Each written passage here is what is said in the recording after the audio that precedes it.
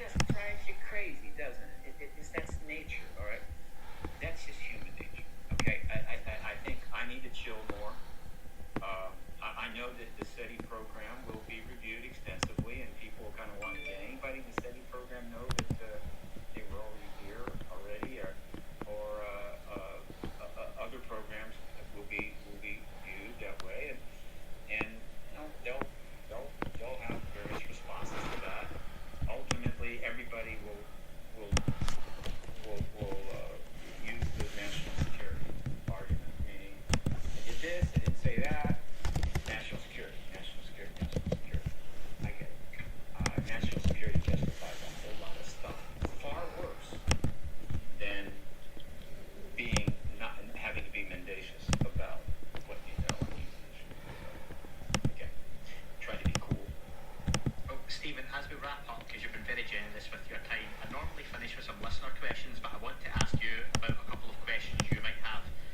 Blue sky thinking, we get that confirmation day this summer, and Joe Biden comes to you and says, Stephen, your work over the last few decades hasn't gone unnoticed, you know, some incredible work, and I just want to give you first dibs on a couple of questions. You know, what does Stephen Bassett want to know first?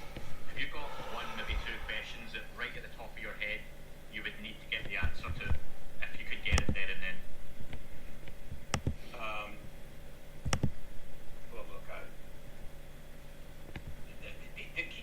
Well, these are the key things that I think most people will want to know. First of all, I want to know whether there is technology sequestered within the United States government's facilities and or contractor facilities, which could be of great help to the human race in dealing with its mounting problems, that is sequestered because the truth embargo would be jeopardized if it was put into use. Okay. In other words, we can give this to you guys, but we can't, because if we did, you kind of know that these are here and that's still in market, right? So that's one of the key questions. Another question is, does the government have any formal relationship with these ETs already? Has there been any formal relations, any deals struck, whatever treaties? I don't think so, but that's a good question. Have you done that? Another question is, have you been involved in the contact world? In other words, have you in any way, how would you say, created scenarios to simulate contact with citizens of the country in order to get information, which would be unpleasant. But I want to know that. By the way, doesn't mean that this is day one questions. These are the questions, but I understand that you're not going to necessarily ask that question on day one, day two, but these are great things that I'd like to know about. And the rest of my, those are three near the top. But the key questions I want is for the ETs themselves. In other words, my question, my thing would be, okay, here's what I'd like you to ask the ETs.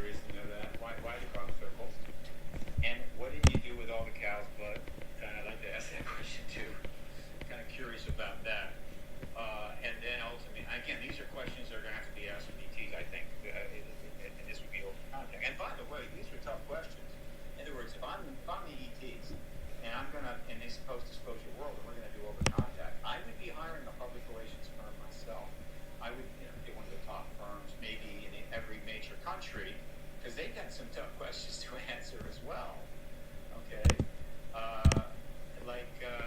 what's the deal with hybrid children? Why are you creating hybrid? Where are they? Okay, these are pretty cool questions. And then do you have really cool GoPro cameras that you've been using for the last, I don't know, millions of years, or at least, has there been a record of our planet going back who knows how many hundreds of thousands of years that you happen to have on file that we could look at? Could we see our past? Have you been recording anything? Can I download it? Is it searchable? I mean, just imagine that. I mean, it seems ridiculous, but guess what? That's what we do now. And 1,000 years from now, if you want to come back and research the 21st century, believe me, barring a nuclear war, a massive impact by a comet, there it's all going to be. And you can literally come back and look at the 21st century in granular detail. A lot of stuff, of course, you would probably want to avoid. Imagine if you could do that for the Civil War, or the fall of Rome, or whatever the hell happened to Göbekli Tepe. Yeah, I think I got it right. Göbekli Tepe. Imagine if that was available. It could be, because they got the tech, right? Did they record?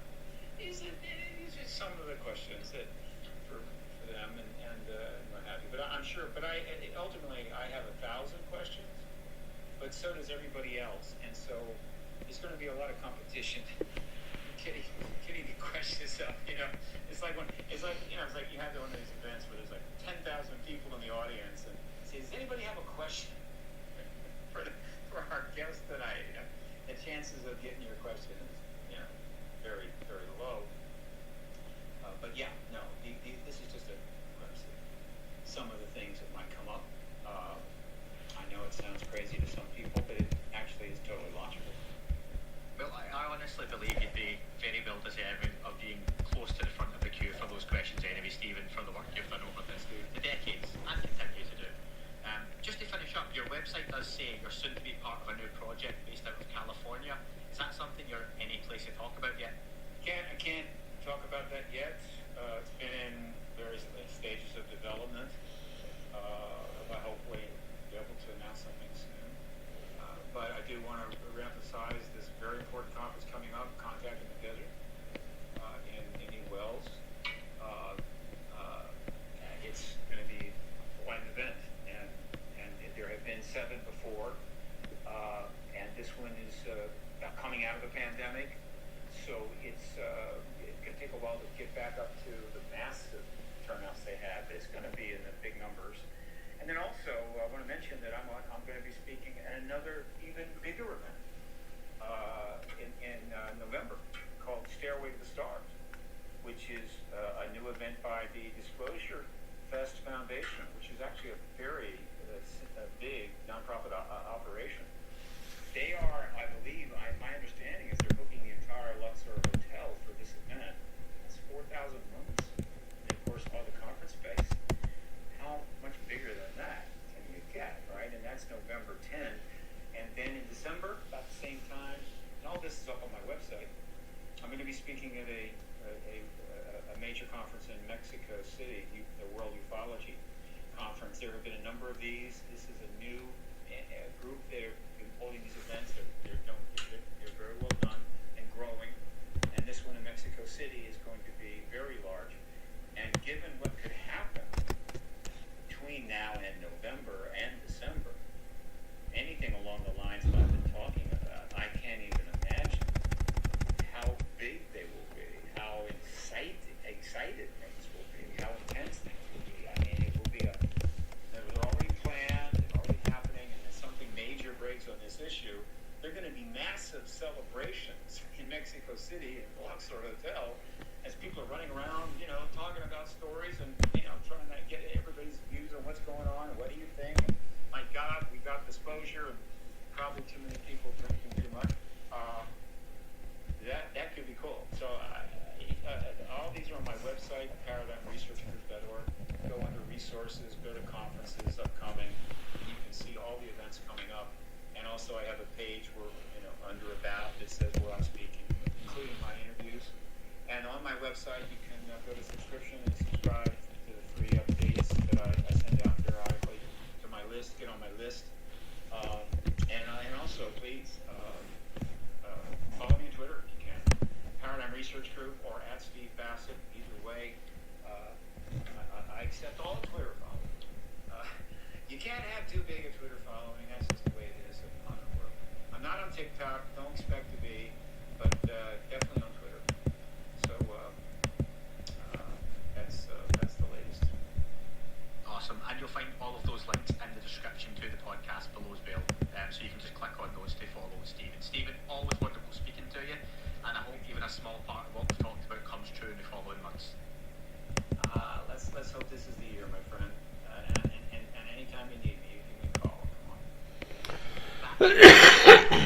Thank you very much for tuning in. Don't forget to leave the podcast a review on your chosen platform. Apple and Spotify do make a huge difference to the algorithm.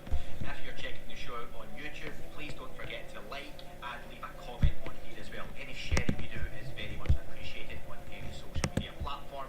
And finally, you can listen to shows ad-free and sponsor-free in their glorious full versions by subscribing for less than the price of a coffee on Apple, Spotify, just search That UFO Podcast Premium, YouTube, you can sign up and be a member, or you can do that through patreon.com. Thank you very much for listening, folks. It wasn't a tic-tac and not quite a saucer, more like a hubcap designed by Chelsea, a little Baroque, quite steampunk, like Alice was playing bass for the Parliament of Folk. The little fucker hovered right outside of my window, and when I shoved out the screen, he made it an issue. Not that he expected me to see his ass, but I had some champagne and spoke to the world.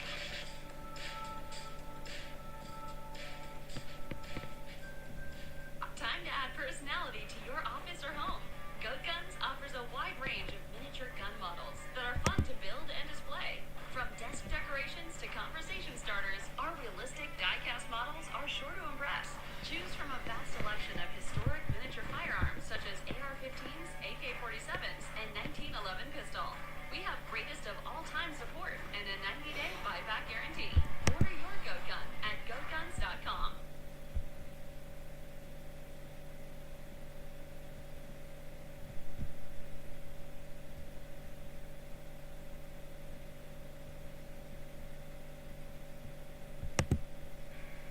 Hi, Fever Dreams is no longer producing new episodes, so I wanted to share another political podcast from the Daily Beast.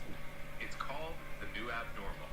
Enjoy this episode and subscribe at thedailybeast.com/podcast or on your favorite major podcast player. For the past 33 years, the Electronic Frontier Foundation has been defending civil liberties in the digital world, defending free speech online, opposing surveillance, and promoting things like open source software, file sharing, and encryption. Joining me now is EFF Executive Director and co-host of the How to Fix the Internet podcast, Cindy Cohen. Cindy, thanks so much for being here. Oh, thank you for inviting me on. So I want to start by talking about something that's been in the news lately. It's a thing called the Restrict Act. It's being described as a TikTok ban, but that's not all it is, right? And it's actually pretty bad. Yeah, I think it's very bad. Regardless of what people think about TikTok, this bill is a really bad way to go about trying to address any concerns that people might have. I mean, the thing that it's changing, it gets a little wonky, but there's a thing called the Berman Amendment that basically means that the United States stands for freedom of information and people being able to have access to knowledge. And it basically doesn't allow the government to block channels by which people get information. So it's important from our perspective, from a country that believes in free speech, but it's also really important that the United States kind of stands as a beacon for freedom for the rest of the world about freedom for information. So what the Restrict Act does is basically create a TikTok-sized hole, well, actually bigger, as you say, but a hole in the Berman Amendment that lets the U.S., the president block a channel of communication. And I just think that it's problematic on a bunch of levels, and it's not even going to solve the problem that they're thinking about solving, which is the risk that the Chinese government has access to information that TikTok collects on people. I hate to break this to the Congress, but there's a swath of data, oceans of data about what we do online that is already available. They should ask the FBI because the FBI buys it regularly, and so do a lot of people around the world, including foreign governments. So, cutting off the potential of the Chinese government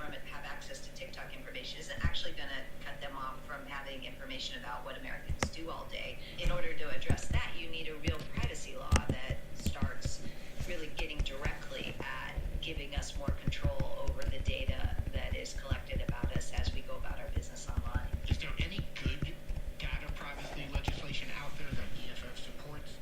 EFF wrote one called Privacy Law with our friends at the ACLU a little while ago.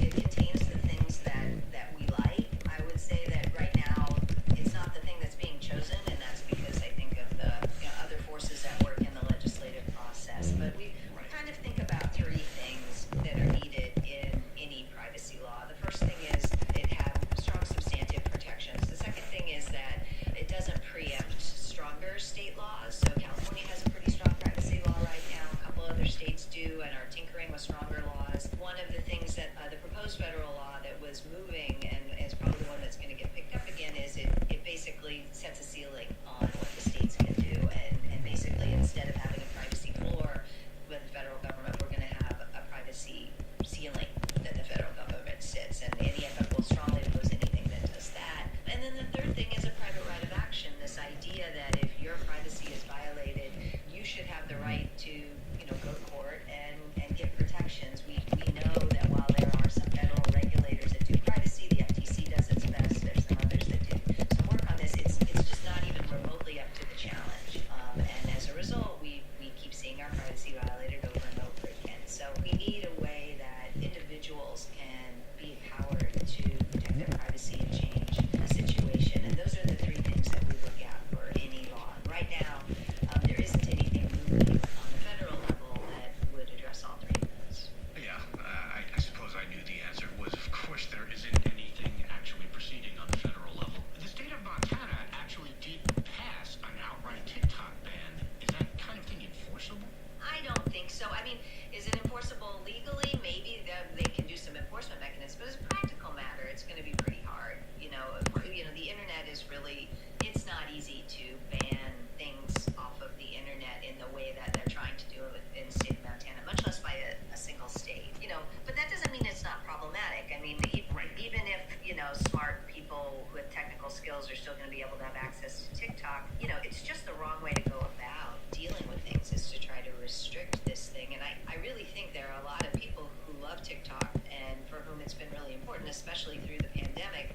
Now's your time. You need to stand up and tell, statewide and federally, like, this is kind of madness and not good. And by the way, we're watching and we're going to pay attention at election time about whether you stood up for our rights to communicate with each other or you didn't. Yeah, it absolutely will be interesting to see how a move like this affects, particularly obviously the younger generations who love using apps like TikTok, and whether or not will actually hurt Republicans even more with the youth vote, which they are already in grave danger of losing almost completely. Yeah, I don't understand the political calculation here, but I also think that, to me, the concerns about TikTok really are voicing what are, I think, legitimate and broader concerns about privacy. And what we need to do is direct that energy into a privacy law that protects us regardless of who's trying to violate our privacy. And that we push these companies to business models that, are respectful of us instead of treating us like the fodder for, their secondary and tertiary sales to other people. Yeah, I mean, I personally, I killed my Instagram account a couple years ago because I got tired of the idea that Mark Zuckerberg was getting all my data. On the other hand, I do have a TikTok account, which I guess says about me that I am more concerned about Zuckerberg having my data than the Chinese government. I mean, I think it's a no-win situation, right? I think that a lot of people feel pushed into trying to make their individual decisions about what tools they use, trying to make the best ones. And the deal is that it's rigged. I don't want to live in a world where you unplug and go live in a hole somewhere. And I don't think you could even really live that way anymore. But I wouldn't want to live in that world. I still want to talk to my family and friends and be in community. So we need to stand up for better legal systems, right? Legal systems that empower us and that address some of the excesses of this extreme, embrace of a surveillance business model that's kind of taken over everything. And it's problematic from the company side, but it's also problematic. I'm a civil liberties lawyer, kind of the OG kind of civil liberties lawyer, where I think a lot about the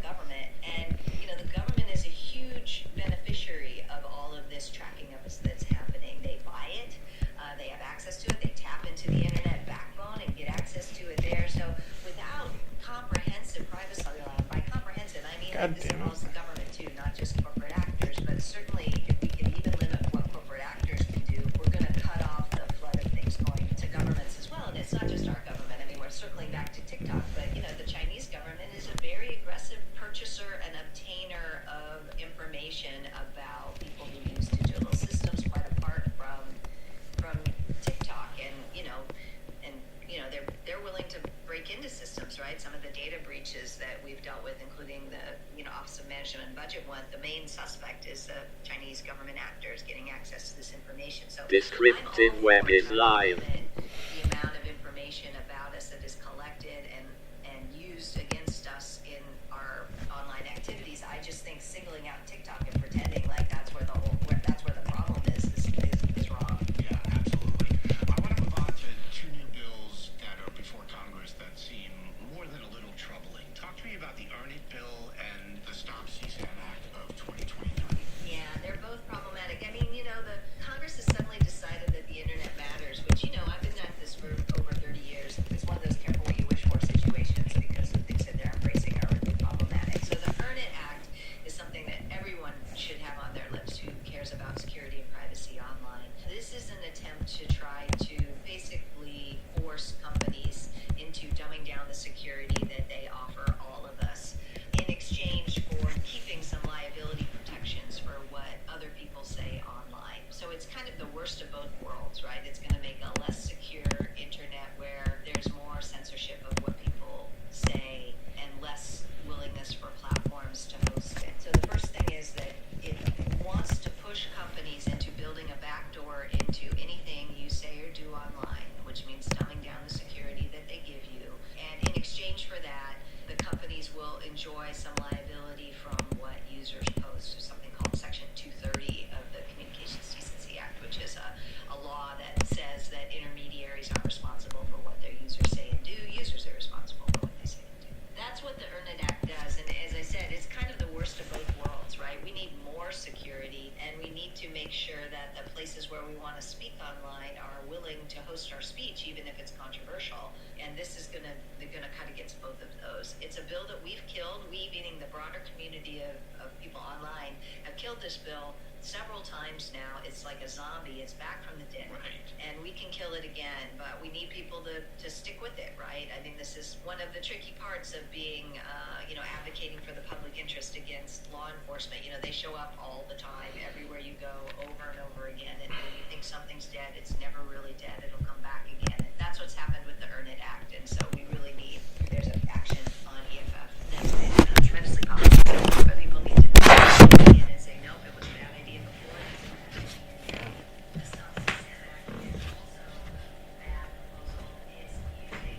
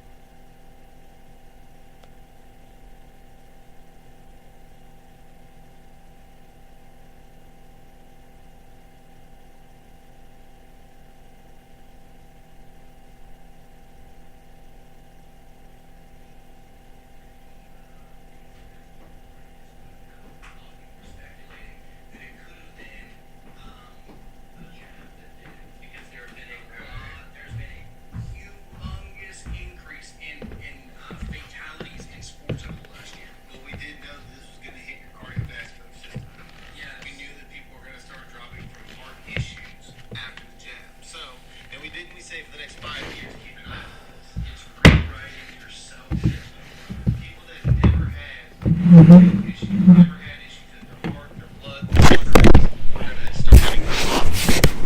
I'm telling you, just keep an eye on it. Please go see your doctor and get checked regularly, people. Please go get some blood work done.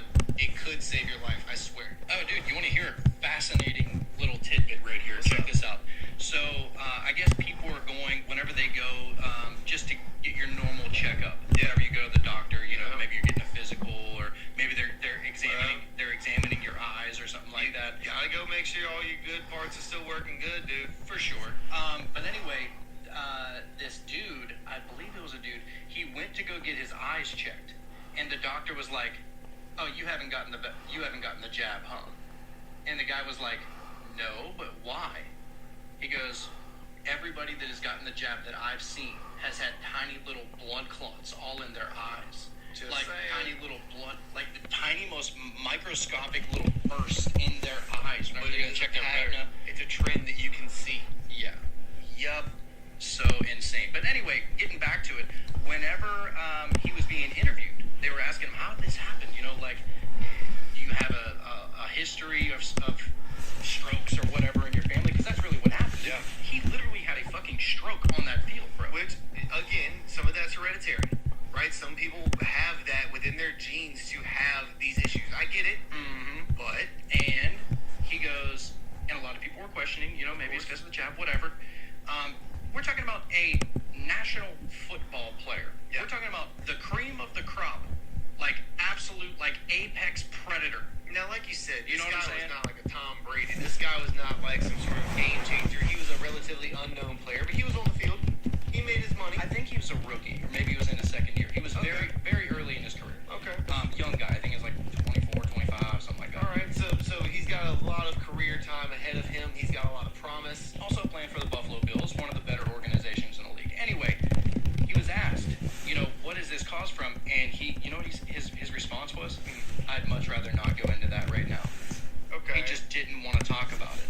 Now, is he being guided not to talk about these things? I don't know. A lot of people say that it could be the NFL covering up what really happened out there. Because if it really is, imagine if they came out and said that it was as a result of the jab. After they just made everybody get the fucking jab in order to play football. Yep. Like, I think it was like something about 97, I want to say it was 97% of players got all the jabs, bro. Yeah. Aaron Rodgers is one of them that didn't get it. There was a couple other ones, but a lot of people said, you know, I'm just saying. Anyway, whenever he died, Yeah. he was down there for several minutes. I'd be curious. I don't really care to know the reason why he died. I want to know what he saw. Did he see the real shit? And if that's the case, I don't know. Let's just get a little deeper on this. You know what? We're not going to pick any specific one. Let me see if I can find. Now, like I said, this is on nderf.com, and you can literally find the NDE stories. It's so crazy. Let's check this one out. All right. So, experience description: shared death experience at grandmother's deathbed. This should be interesting. Shared death experience? She's sharing it. Oh, gotcha. Yeah. So this one says, my grandmother, aka Nanny, she's 91 years old, was bedridden for days leading up to this encounter. A few days before she died, she told me she saw good spirits around her. People say that. I've heard that. The day she died, she was extremely weak and unable to communicate. We tried our best to take care of her at home, but we could all tell that she was dealing with pain. Her hands had completely hardened, and sadly, we had to put rolled washcloths between her fingernails and palms so that she wouldn't break the skin. That's how hardened they were. Yeah. She was on her 10th day without eating solid foods. She had bed sores on her back. Many family members were in the room chatting and surrounding her as we sensed the end was near. A few family members left the room, but 3 stayed: my sister, my cousin, and myself. As she was laying in bed, I noticed she seemed in distress, although she had lost her ability to communicate. Feeling compelled to help, I silently prayed for her and played some quiet music on my laptop. Suddenly, I heard my cousin tell us to look at her eyes. Nanny's eyes were completely open, wider and bluer than ever before, and she appeared to be looking straight up at something. Dude, I just got like shivers from reading that. That's so weird. Her skin was turning white. It was freakish and startling. I believe I said, she is seeing God. My sister and my sister and cousin could not move as they just stared in amazement. I felt compelled to get my mother and uncle who were in the kitchen to come and see what was happening. They returned with me quickly. A total of 5 family members were beside my grandmother's bed as she was dying. Her eyes remained fixed on something above her as though she was receiving a message. Some sort of light, either from within or reflecting from her, was illuminating her eyes. Her upper body seemed to be lifted or elevated. However, I can only recall this because of the angle of which I saw her face. For some reason, I could not remove my gaze from her face, as though I was instructed to not look away. I got an overwhelming sense that we were in the presence of godliness, and although I could not see with my eyes what Nanny was looking at, I sensed it was either God, Jesus, or an angel. It seemed to have a male persona, was very tall, and gleaming a bright light. I saw this not with my physical eyes, but as a telepathic vision in my mind. I could clearly see the base of his long robe touching the ground. He seemed to know everything about Nanny, as though we saw her entire life in front of him. He would be best described as a authority personified. I felt extremely honored to be in his presence. As such, I knelt down in prayer out of respect for both my grandmother's fate and because I was in the presence of this powerful, otherworldly being. I sensed that he was telepathically commanding her to follow him. I felt him saying something akin to, "Come with me." Even more shocking, the sense of exhilaration and joy we felt as she was dying and leaving to follow him was overwhelming and far more powerful than anything can be experienced with the human brain. It was like we briefly tapped into a much broader unifying consciousness, a sensation which is not replicable. I can't say that word. Replicable. No words can possibly do justice to describe the energy we felt. Oddly, I immediately recognized this feeling. I was home. I was so familiar and that it felt more familiar than anything I'd ever known. I felt more alive than ever before. Nanny made some gentle movements, opening and closing her mouth as she was leaving us. I can only liken these mouth movements to those of a gentle frog croaking silently. Moments later, she was gone, and her little limp body lay peacefully on the bed. I don't remember much immediately following the encounter, except for feeling a strange combination of wild excitement and shock at the moment. Everyone was talking about an incredible energy we had felt and how mind-blowing it all was. None of us had ever heard of a shared death experience before this experience, so it was extremely difficult to process what had just occurred. Oh, I guess you were right. They shared it. We did not know what we saw and felt during Nanny's death was even in the realm of possibility. Our various reactions confirmed that our family members present felt a magnificent energy during this encounter with a higher power. This energy was never directed towards us, but somehow we sensed the promise that awaits us after we die, and it was the most beautiful moment of my life. After the event was over, the family members and I discussed our own accounts of what happened. There were some notable differences. My mother saw Nanny rotating her shoulders as though they were immediately fixed from years of pain and loss of function. She also saw Nanny somewhat levitating off the bed. My sister did not have a shared experience or shared death experience, but was a witness in the room. She said that Nanny's body never lifted off the bed. My theory is that my mother saw Nanny's soul rotating her shoulders, not her human body. I was the only one to have a visual image in my mind of the light being, but my uncle, mother, and cousin all felt his presence just the same. 4 of us felt the incredible energy that permeated the room. Strangely, no one in the room had tried to look up where Nanny was looking. In terms of side effects, it was emotionally challenging for me after Nanny's death. I wanted to grieve for her normally, but that was seemingly impossible. The experience played over and over again in my mind for at least a week straight. I did feel like I was going a bit crazy. I abruptly fell into a sort of depression-like state for a couple of days. I longed for the same sensation of exhilarating energy that I felt when Nanny died. Eventually, I recognized that it was an honor to have had a SD shared experience. I am eternally grateful to have experienced this for several reasons. It's wonderful to know that my grandmother is in a better place. In addition, I had a measurable drop in my heart rate since this event occurred. I was diagnosed with generalized anxiety disorder and have taken medication to treat anxiety in the past. I now feel my anxiety is somehow lifted since this experience. I feel more love for others, including strangers. I don't think I'll ever be able to fully process what happened, but I am grateful nonetheless. It's crazy because that story and what that being was lines up with my story, does it not? This was a random one we just scrolled through and clicked on. That wasn't planned. Do you remember? That wasn't even meant to be a segue or a plug or any of that. But that was an angel. That was absolutely an angel. Do you remember whenever I was asking you to describe this being, like the angel that was in your story, right? And You asked about feet. You asked about where is he standing. I thought that was a weird thing that you asked me. well, I just want to see if they need to walk or if they don't have to. But what I was really wanting to get to is that, you said that because whenever he told you to lay down and go back to sleep, that it was okay, you were just like, okay. Yeah. Almost as if it was some kind of like father-like attitude to it. No, I'd say a command. Like Right, it was more like I got this, you go to sleep. I wasn't like here to debate this dude. Yes. He wasn't here for talking. He was here for action. Right, but know you what I'm knew saying? that it was an authority figure, just Yeah, as this woman's yes. saying. And that's what I'm saying. I know for sure what she saw. That's- And that is confirmed. Dude, and that's shared too.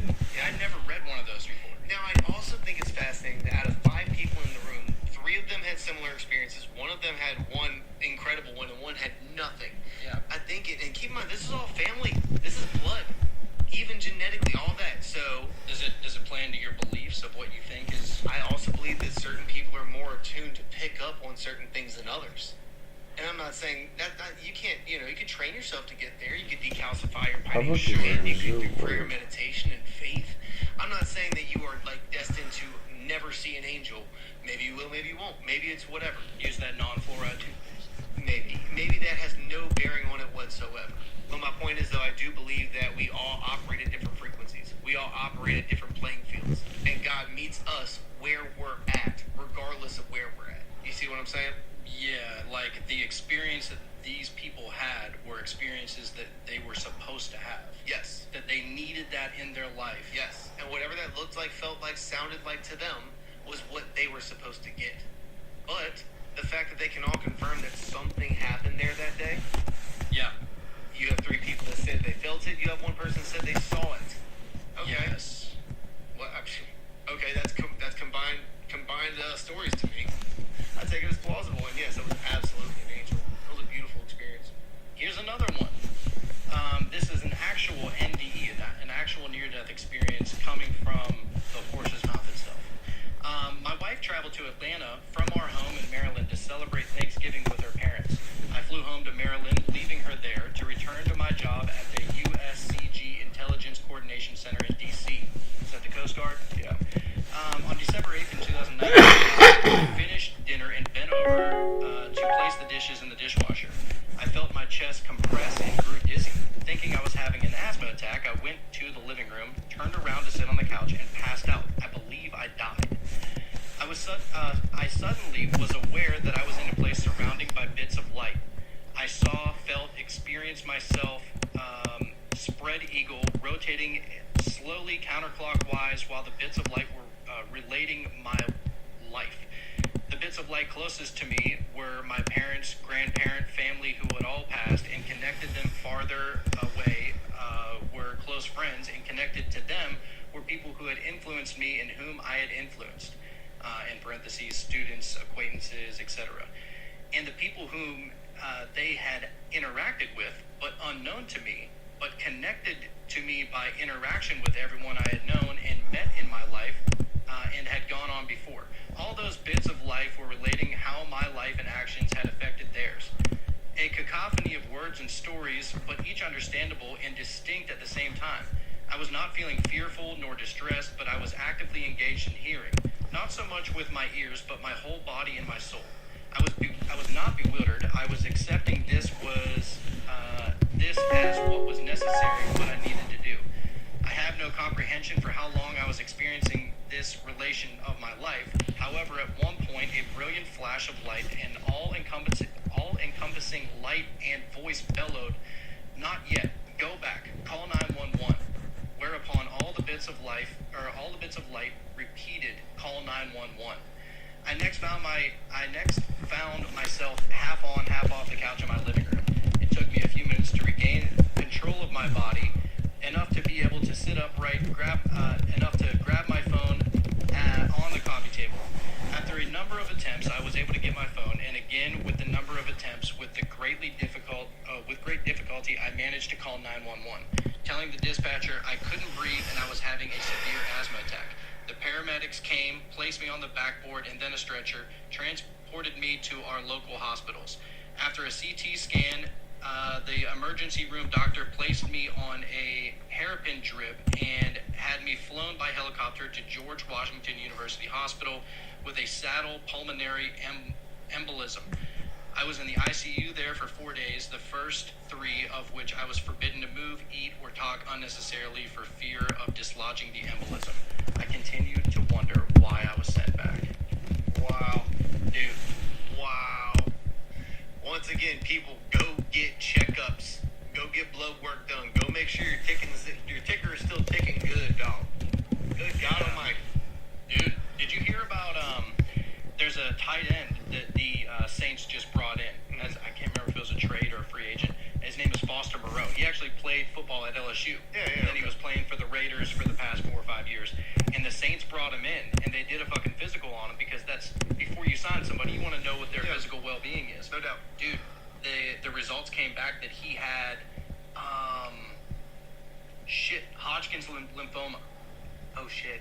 Yeah. Oh, no. They're still signing him, and he plans on playing this year. Good shit. Yeah. Okay. Isn't that crazy? That's not good. That's something he never even thought was anything wrong with him. Bro, I'm telling you, if you don't, I mean, I'm always the type. I'm that anti-big pharma, for sure. I'm just saying it's Right. good to go get yourself checked out and looked at by somebody who knows what they're looking at. No doubt. No doubt, bro. I'm telling you, look, I'm the type that I don't go to the doctor for anything because I'm just never sick. And that's Right. not because, I mean, yes, a good bit of that is genetic immune system, and I got a rocking one. But also because I generally take care of myself. I don't eat horribly. You know what I'm saying? Generally, Yeah. I don't have to go to the doctor for anything. But, dude, please, people, go get checked up. I just got blood work done a couple weeks ago. I'm telling you, please, it could just end up saving your life accidentally. But anyway. Good. So, Good. about his experience, though, about seeing the lights and seeing how his life affected everyone else's. Again, an extremely profound experience. Dude. Seeing it all from the outside, right? I absolutely could agree that he very well may have died that day. I mean, dude, they're telling him to call 911. I mean, what if he wouldn't have had that Something told him to. experience? Something, yeah. What those voices were, who it came Were from. they his ancestors or whatever, right? Was it the other side saying you're not ready to come back here? Get up and call 911? I'm telling you, dude, hearing these stories, and there are literally thousands of them, it all but confirms that there is nothing to be worried about when you die. Well, it depends on how you live. Let me Yeah. put it like this. If you're scared of dying, then you should be. Well, I've heard this from several cases, especially in the Dolores Cannon books. Yeah. But she's had so many people who she's hypnotized and went to past lives and everything. And this is actually something we're taught as hypnotherapists or hypnotists, hypnotherapists. Right. I think it's therapeutic. I think so. But it's been talked about that, whenever you die, you literally get like a full-on movie of your life. I could So see where that. you go back and you experience things in several different ways. Yeah. And the first way is going back and seeing your life and everything that it was, all the mistakes you made, all the good times you had, and just everything in detail, right? And then Depression, anxiety, and trauma can happen to anyone. You aren't alone. 1 in 5 of us will have a mental health issue in our lifetime. Just like other illnesses, people who get support and treatment find healing and hope. Check in with someone you're worried about. And if you're feeling pain, ask for help. There's no shame in taking care of yourself or the people you care about. Be there for someone who's hurting, even if that someone is you. Learn more at StopStigmaSacramento.org. Ignite your day with Dunkin' Energy Punch. Hard-hitting flavor meets high-powered energy. Try our 3 new flavors that pack a punch: Tropical Blue, Electric Raz, and Pina Colada. Each are powered by Rockstar Energy Drink and combine a tasty blend of blue raspberry, pineapple, or coconut flavors. Dunkin' Energy Punch is made to fuel you through those long sunny days and warm summer nights. No matter what you're feeling, Dunkin' is the place to get your energy drink. America runs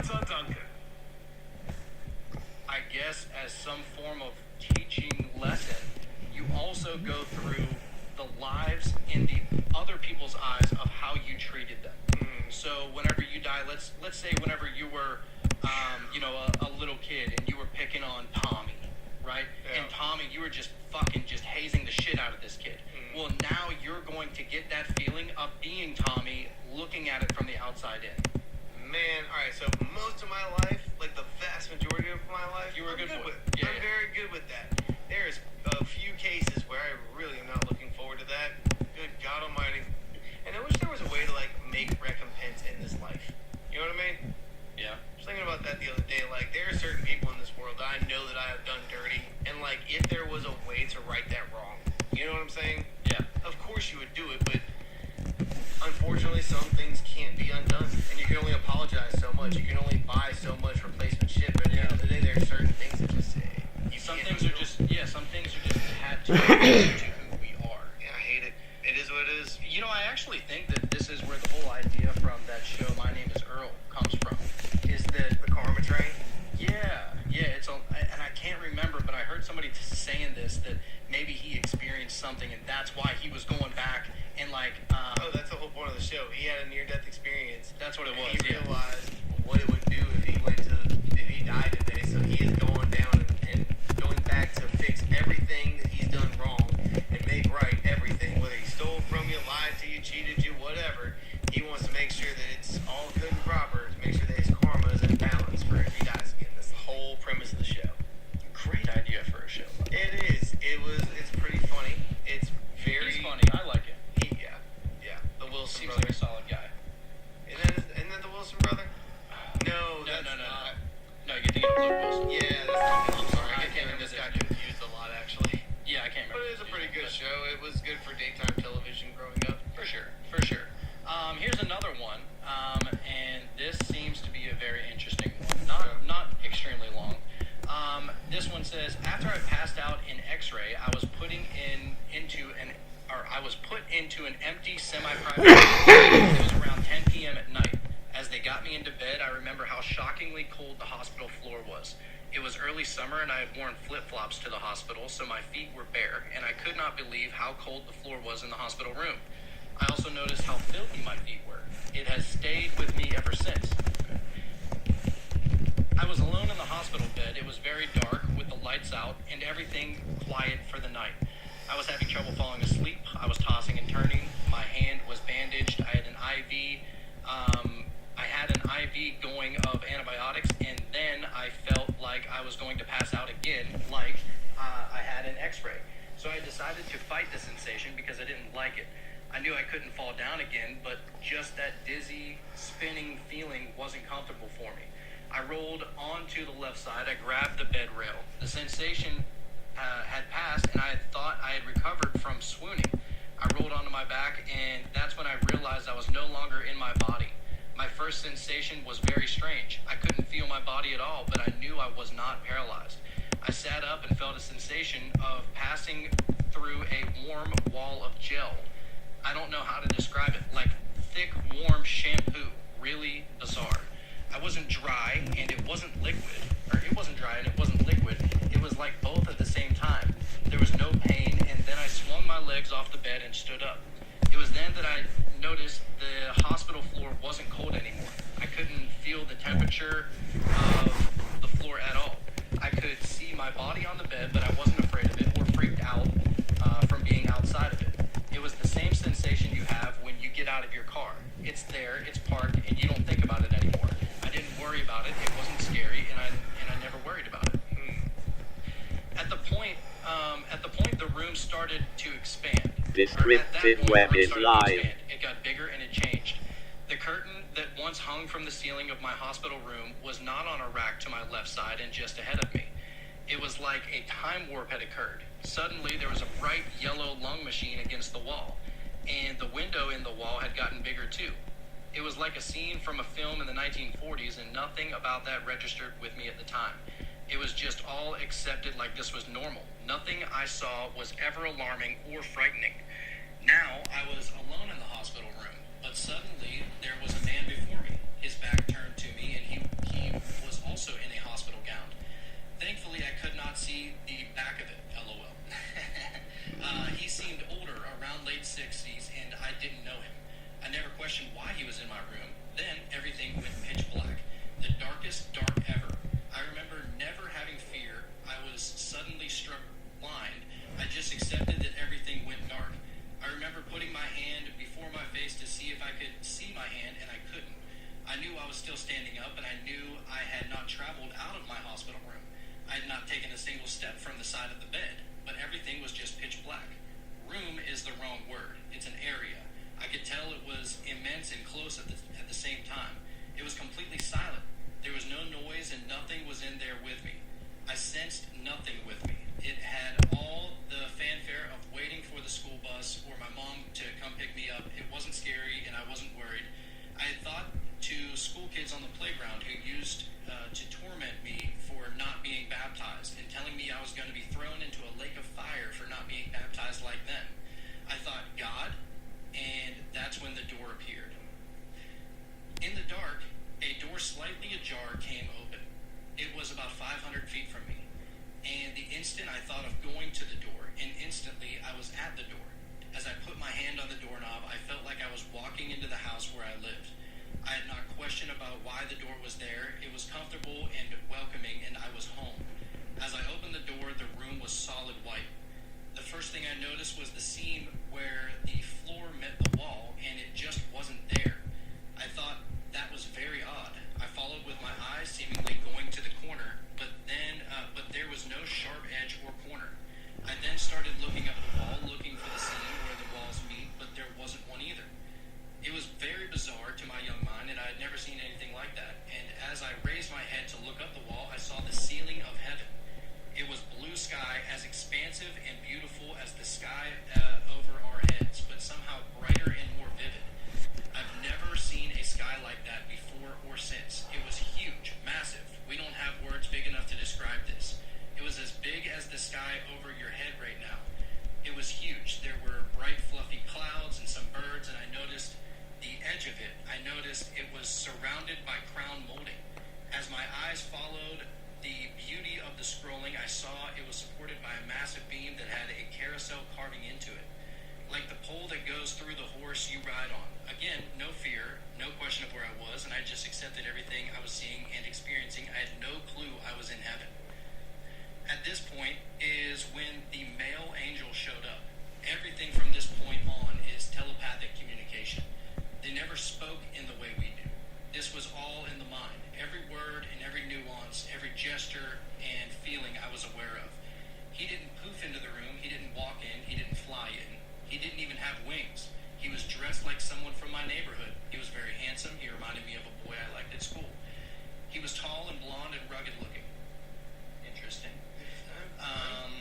He had on a red flannel shirt. It's funny because that's what you're wearing. Indeed. And I could see the white undershirt peeking out from beneath. Do you have an undershirt? I usually don't wear one, but it depends on the day.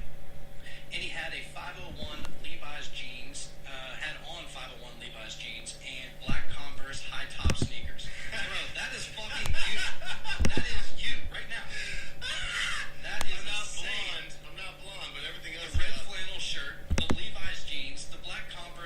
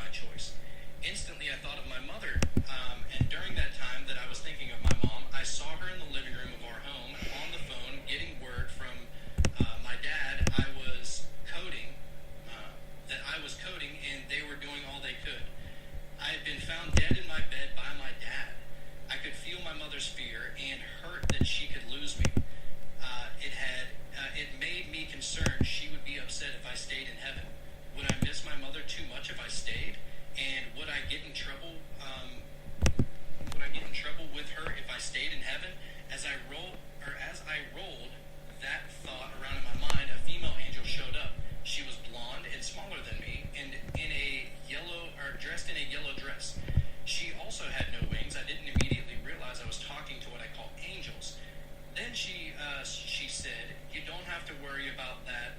Your relationship with your mother will change later on, and instantly I had no more concerns about what my mother thought of or felt about my choice, and the scene of her on the phone with my dad ended. At this point, I still had no idea where I was, who I was talking to, or what was going on. I didn't feel confused either. Everything was just accepted like it was the most normal thing in the world, and I was deciding to stay in this place with these people or go back to my life on Earth. At this point, a really odd thing started to happen. I had a sensation of being two people at once. Not that my soul was torn in two or anything, just that there was me. There was another me at the same time. The other me was older, wiser, and knew stuff that I didn't. I call it flight control because it's like that. It's like they are the control tower. It's hard to explain. Okay, like a higher self kind of thing. Okay. The me making the decision to go or stay, and the part of me that was already there, I knew that part was long-term and never left this place. It's hard to describe or explain. As an angel who didn't much, as the angel who very much didn't want me to return to Earth railed against me going back, the other half of me countered with the reasons I should go back to Earth. I still have to have my son, I thought, and I instantly knew that having my son was part of my life's purpose. A goal for living, knew this was much later in my life. A goal for living was to be his mother, and I raised him. Nothing about who his dad would be or anything like that, just that I have to have my son and raise him. And I also knew this was much later in life, in my 30s. I put a pin in that. And then the angel said, your life will always be a struggle. Now I had no idea what that meant. I'm only 17, without a brain in my head, and my first thought/question was, for food? Shelter? And there was no answer, but I knew the struggle had nothing to do with money or food or anything material like that. It was going to happen soon. And then the angel said to me, there are choices you can make that can cost you your soul. And again, I had no clue what that meant. Zero. As I stood there confused, the angel showed me war.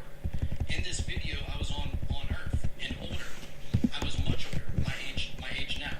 And I was running with a group of people being led by a soldier, but I couldn't place the uniform he had on. It was khaki color, and our guys in the military in the United States wore green fatigues. Yeah. So that made no sense. I saw the guy had a rifle, and we were all running for safety. I could see the smoke and hear the bullets being fired, and I could see the sandbags and the block walls we were running for. And the soldier had on a square backpack, which reminded me of the soldiers of World War I, but it was very square, not rounded at the corners, so it was confusing. Then the scene ended. This female angel who showed me all this was being stopped by someone I could not see or hear. They were having a conversation, and I knew it had something to do with my free will if she showed me any more.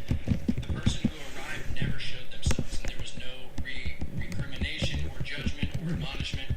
The woman I was talking to now stood before a very long sheet of a clothesline. About 80 people were behind her, short distance off, and I could not see them clearly, but I knew who they were, and they welcomed me. And I could feel this from this woman, a grandmotherly aunt sort of feeling, very caring, that we had known each other for eons, but not just years or decades, but eons, before the world was formed, and she had my best interest at heart.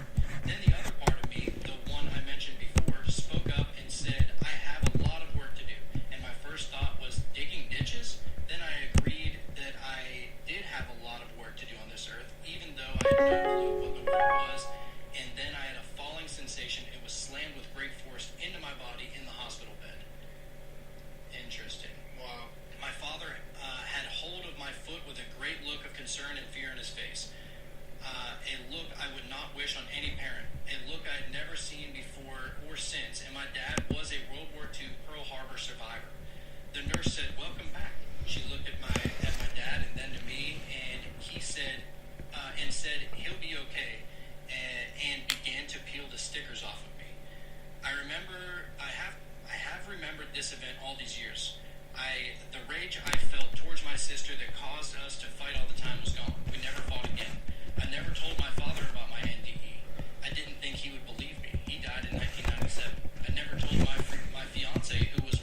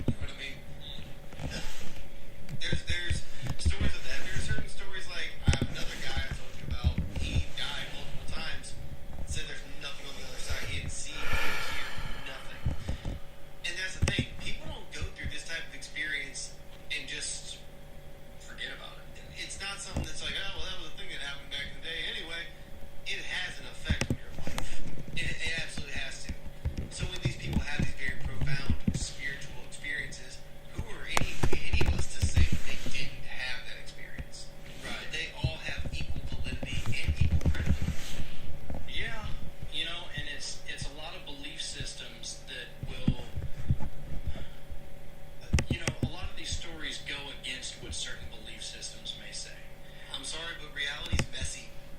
You know what I'm saying? Reality's messy, and there's a lot of convoluted things. There's a lot of areas of gray. It'd be like that. Life's complicated. You know what? After reading all these near-death experiences, it may lead me to doing past life regressions again. Really? Yeah, because I think that is extremely important, and especially since, with my, with my regressions,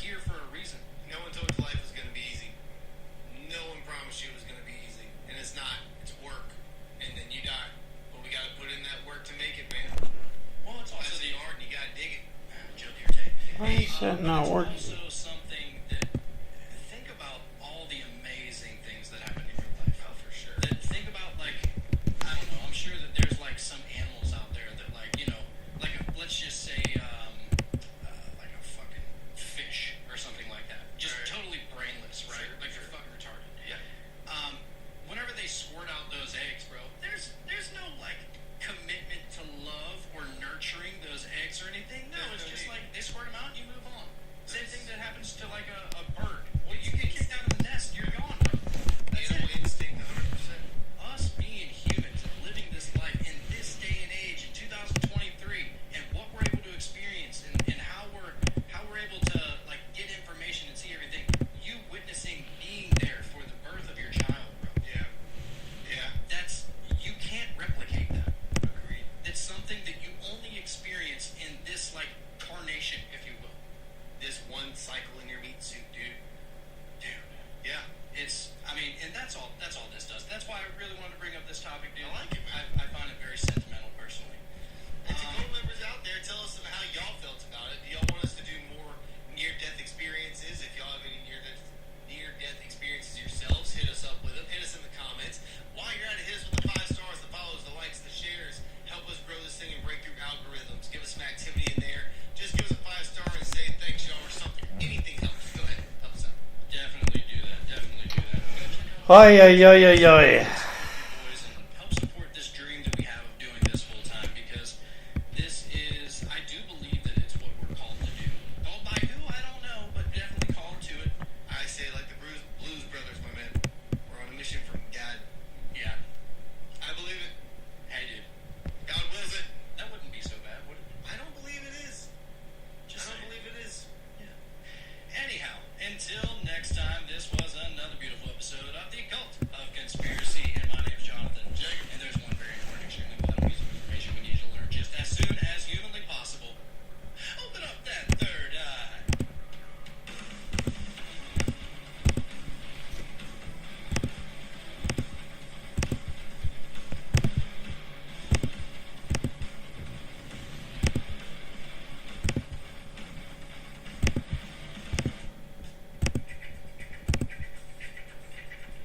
Hey, Cult members, Jacob here. Just want to ask, who wants better sex? The best way to get started is to go to adamandeve.com right now. Adam and Eve is offering 50% off just about any item, but that's not all.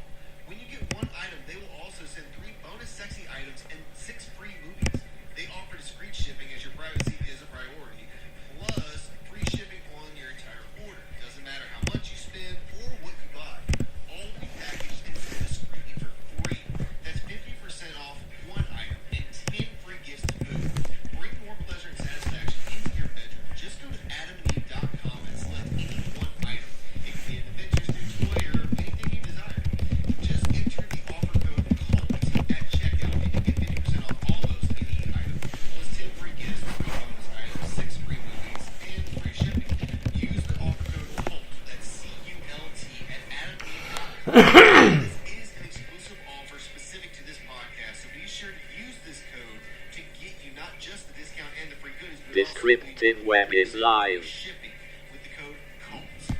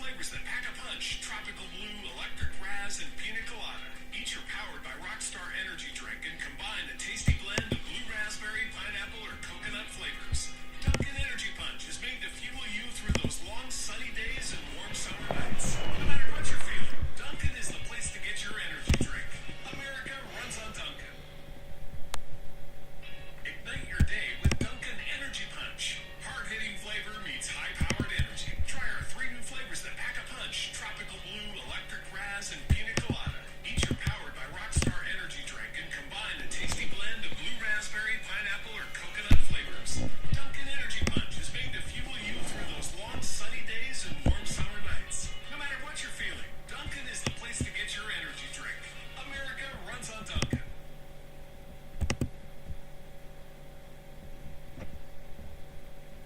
All right.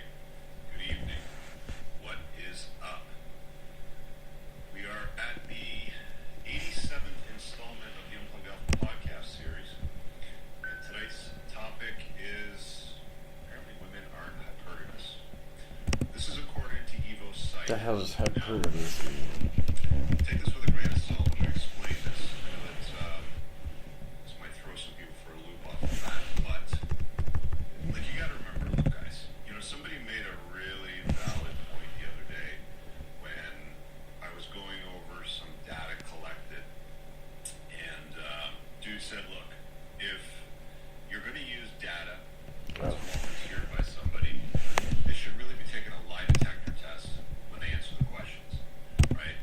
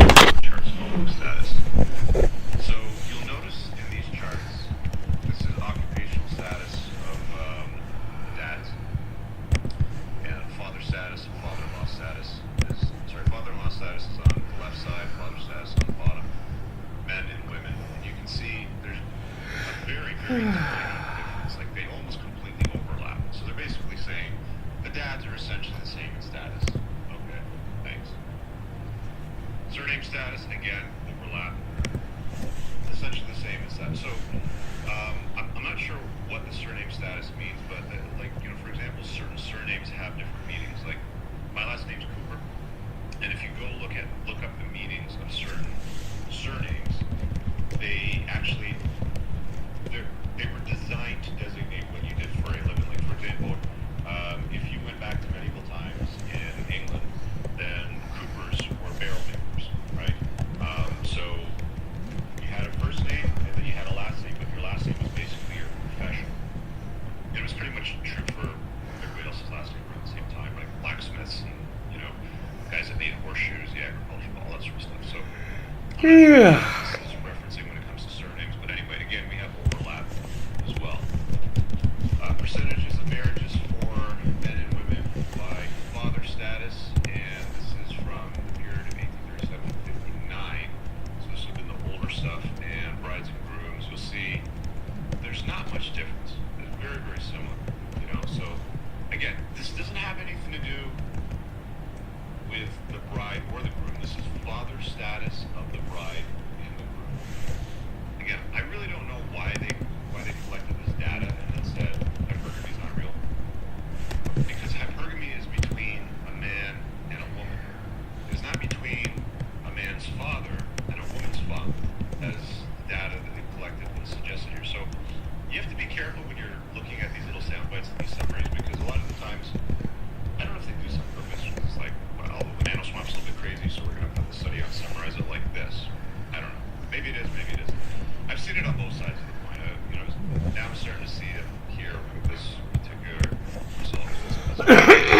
This one over here, again, is the same sort of overlap. This is from 1980 to 2021. There's some slight differences in some areas, but not much. It's again pretty much overlapping. Again, paired frequency by surname status. This is 1980 2007, 80 2007 again, and status. This is let's say destiny. Oh, density. Again, it's an overlap for father and mother. It's an absolute overlap. Again, there's not much difference. It's whatever.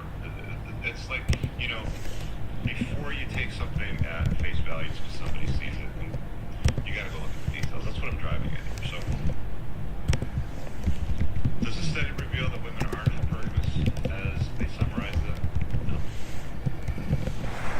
Again, I think it's misleading. Using evidence from more than 33 million marriages and 67 million births in Wales from 1837 to 2022, we show that there was never, within any period of significant hypergamous marriage by women.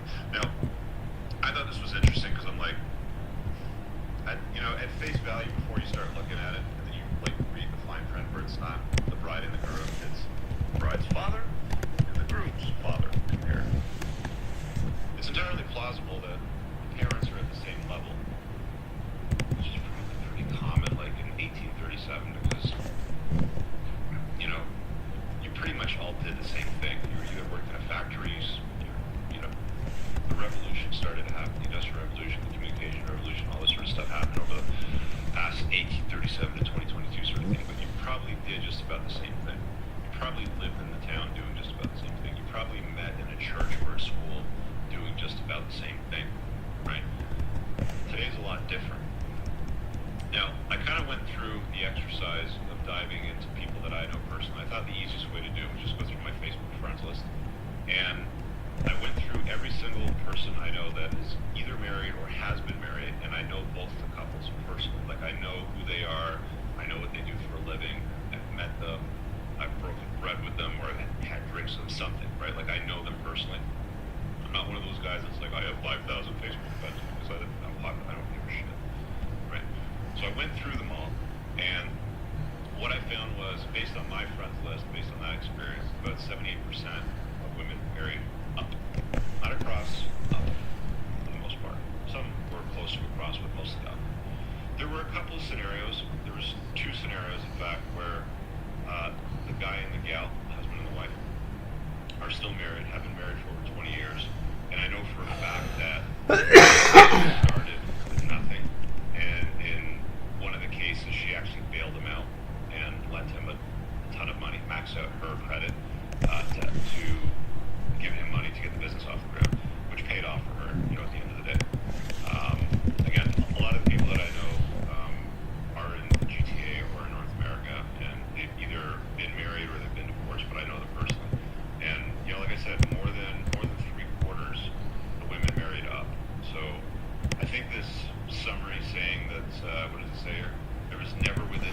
at a theory of significant hypergamous marriage by women. Look at the data. It's collected on fathers.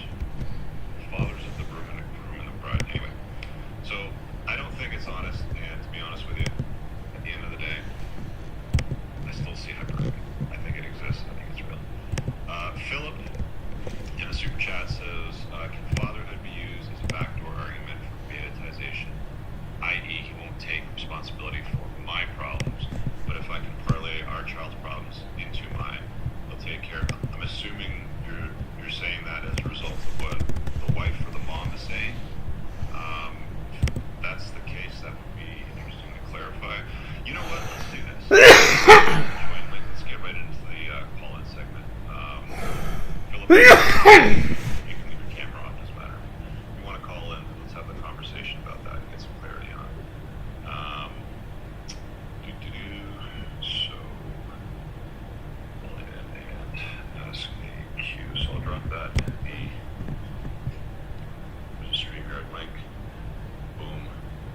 And top of message. I got this,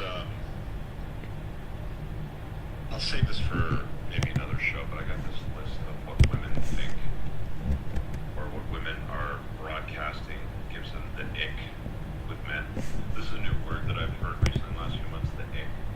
Apparently it's what young women use. Oh, he gave me the ick, so I was grossed out by him. It's freaking hilarious. It's funny as shizzle. Anyway, we'll talk about that. Link is pinned. Phil, if you want to call in. Anybody else, Q&A will be open in a second.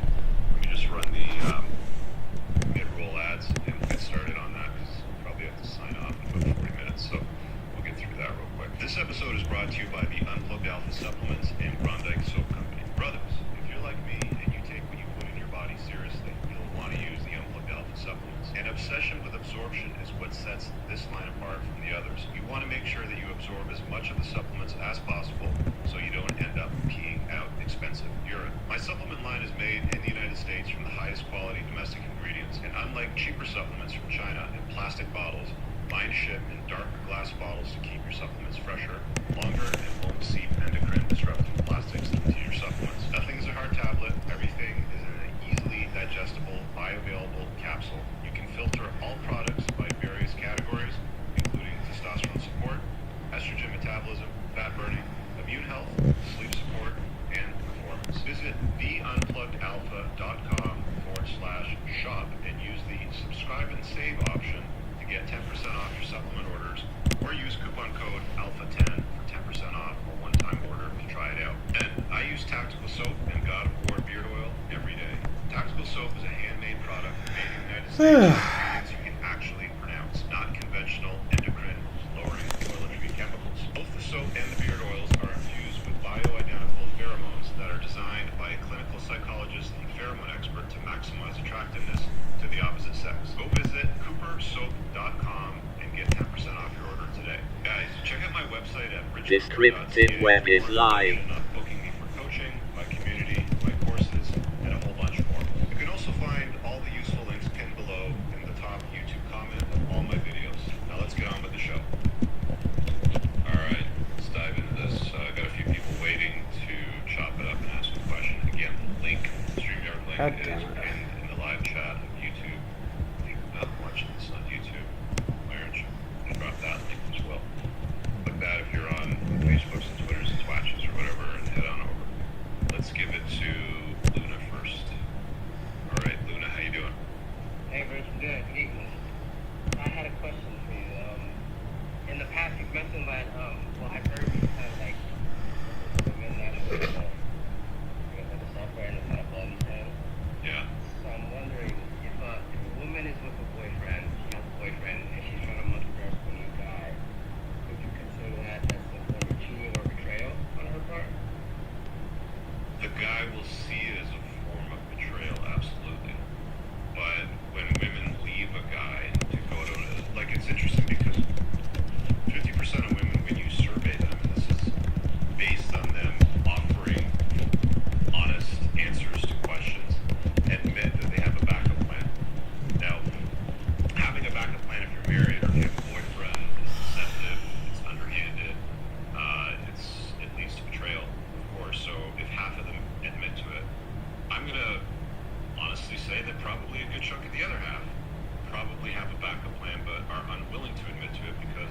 slut shame or whatever the case happens to be. So women don't usually leave a guy unless they've got something else lined up or something interesting lined up, or they've got, something in the pipeline. You know what I mean? The question itself was about that, or was it about can it be like your little sub thing over there says, can hypergamy be considered betrayal? What do you mean by that exactly? Well, I asked because I got into a situation where I was kind of making out with this girl at the gym in the mirror, and then a few minutes later, when I guess her boyfriend walks by and gives her a peck on the mouth, and I was like, oh shit. So when I even want to be involved with this girl, she couldn't do that right in front of her what her boyfriend is. It's just how women are, man. I mean, dudes are the same. Look, you could have the most loving wife who's totally in your frame, raising your children, and a smoke show can walk in front of you with whatever your favorite thing happens. Let's say the best rack ever, and she glances at you. You're gonna look at her, right? Like it's in human nature to look.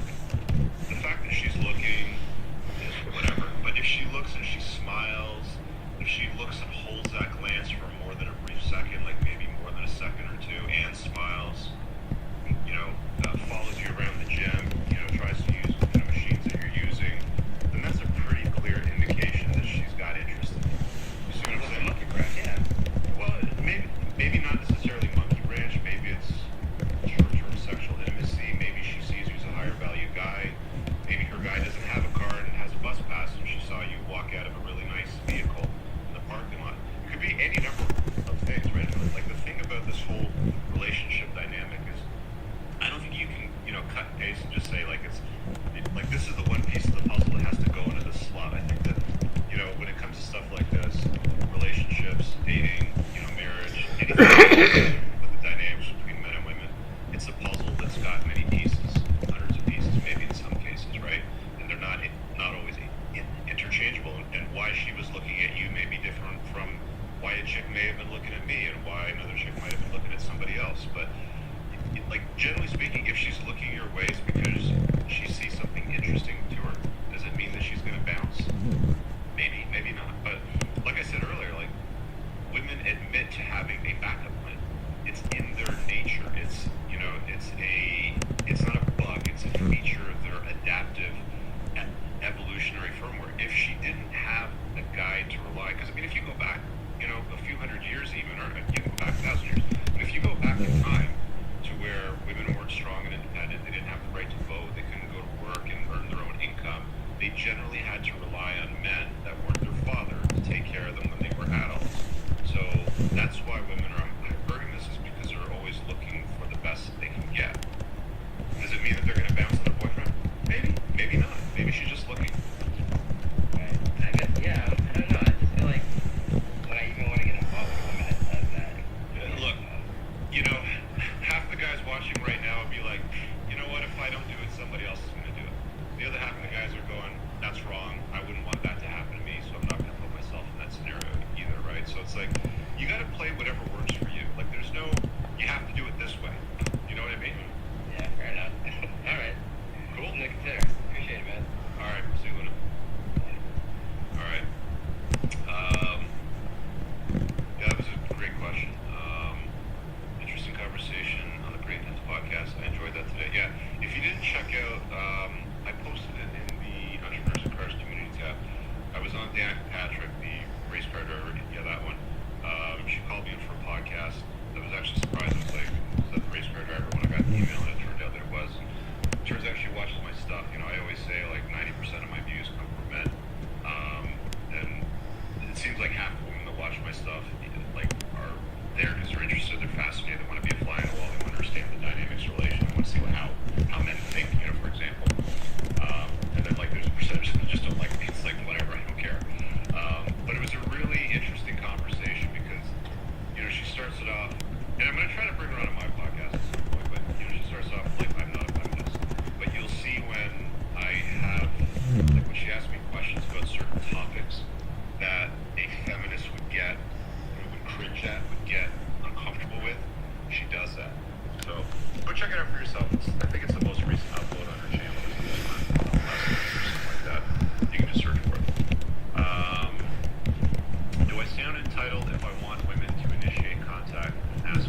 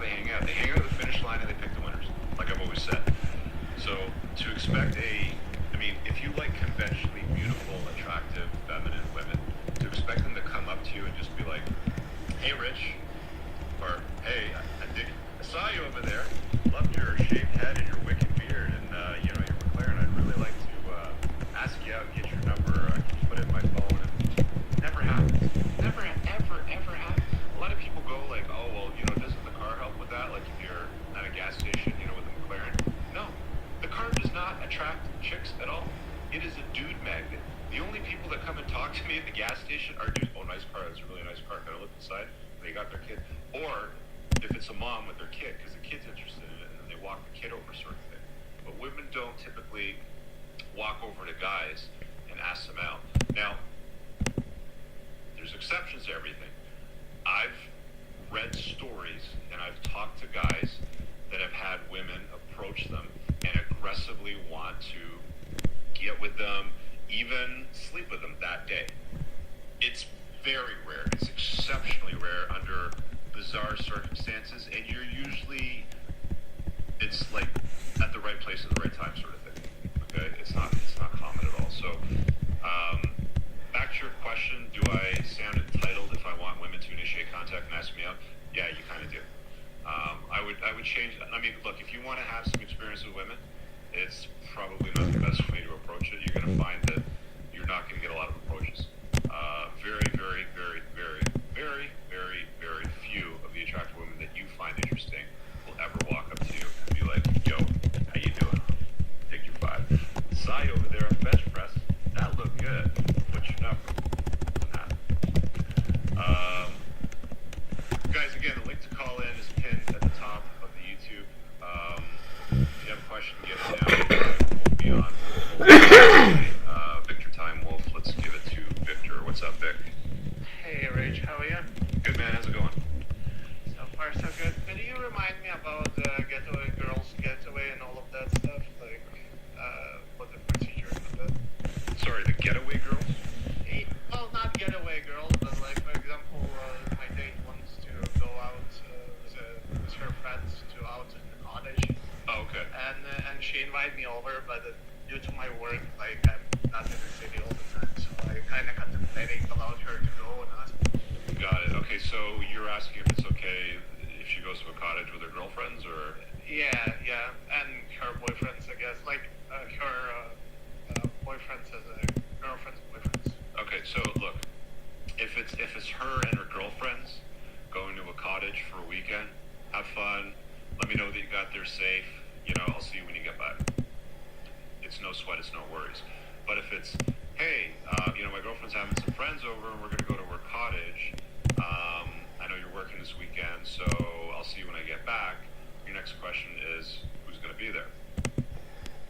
Well, it's just my second question. Yeah. Well, it's just gonna be my girlfriends and their boyfriends and stuff like that. And it's like, okay, now we're getting into there's other dudes there. Are there gonna be other dudes that are bringing their friends there? Right? Because that's something that I would want to know. Like, my chick knows that is unacceptable. She wouldn't even ask that question. Right? So, like, look, guys bring this up often. It's like, well, you're just insecure or you're too controlling. It's like, no. I drive a nice car. I'm not going to park my car in a shitty neighborhood and hope that it'll be okay in the morning. I know the chances of something happening to a nice car in a shitty neighborhood are higher than having the car in my garage overnight at my house with the door closed. So it's just, look, if I care about something, like my car, I'm going to take care of it. I'm going to make sure that I don't expose it to risk. I'm going to make sure that I don't put it in a situation where another dude is going to bang it, let's say, right? So cottages, weekends, drinking, drugs, weed, stuff like that, campfires outside, everybody has a good time. Woo! Stuff happens. How do I know? I grew up in Canada. There's a lot of cottage action, right? Stuff happens. So it's a question that you have to ask and clarify. And if you see that there's going to be risk exposure to your relationship and that matters to you, then you have to put your foot down and say, look, I just can't take a woman seriously if she's going to be hanging out with other guys when I'm not around. If it's an early dating, scenario where you've only been seeing her for a few months, but she's like, I dig your vibe, I want to claim you, I don't want to share you, blah, blah, blah, and then the next breath she goes, next weekend I'm going to my girlfriend's cottage, there's a few people coming over, they're bringing their boyfriends, and there's going to be a bunch of people there, but you can't come, or you're not invited, or you're busy, or whatever. It's like, I don't date women that, hang out with other dudes. Like, that's all you have to say. And you leave the ball in her court. She is all aware about it. That's the reason why she told because me. she's your girlfriend, right? So it's like, look, if there's going to be other dudes there. The girlfriend. Yeah, but if there's going to be other dudes there, then, it's something that you have to contend with, Do you want to let it happen? Do you want to park your car in a shitty neighborhood?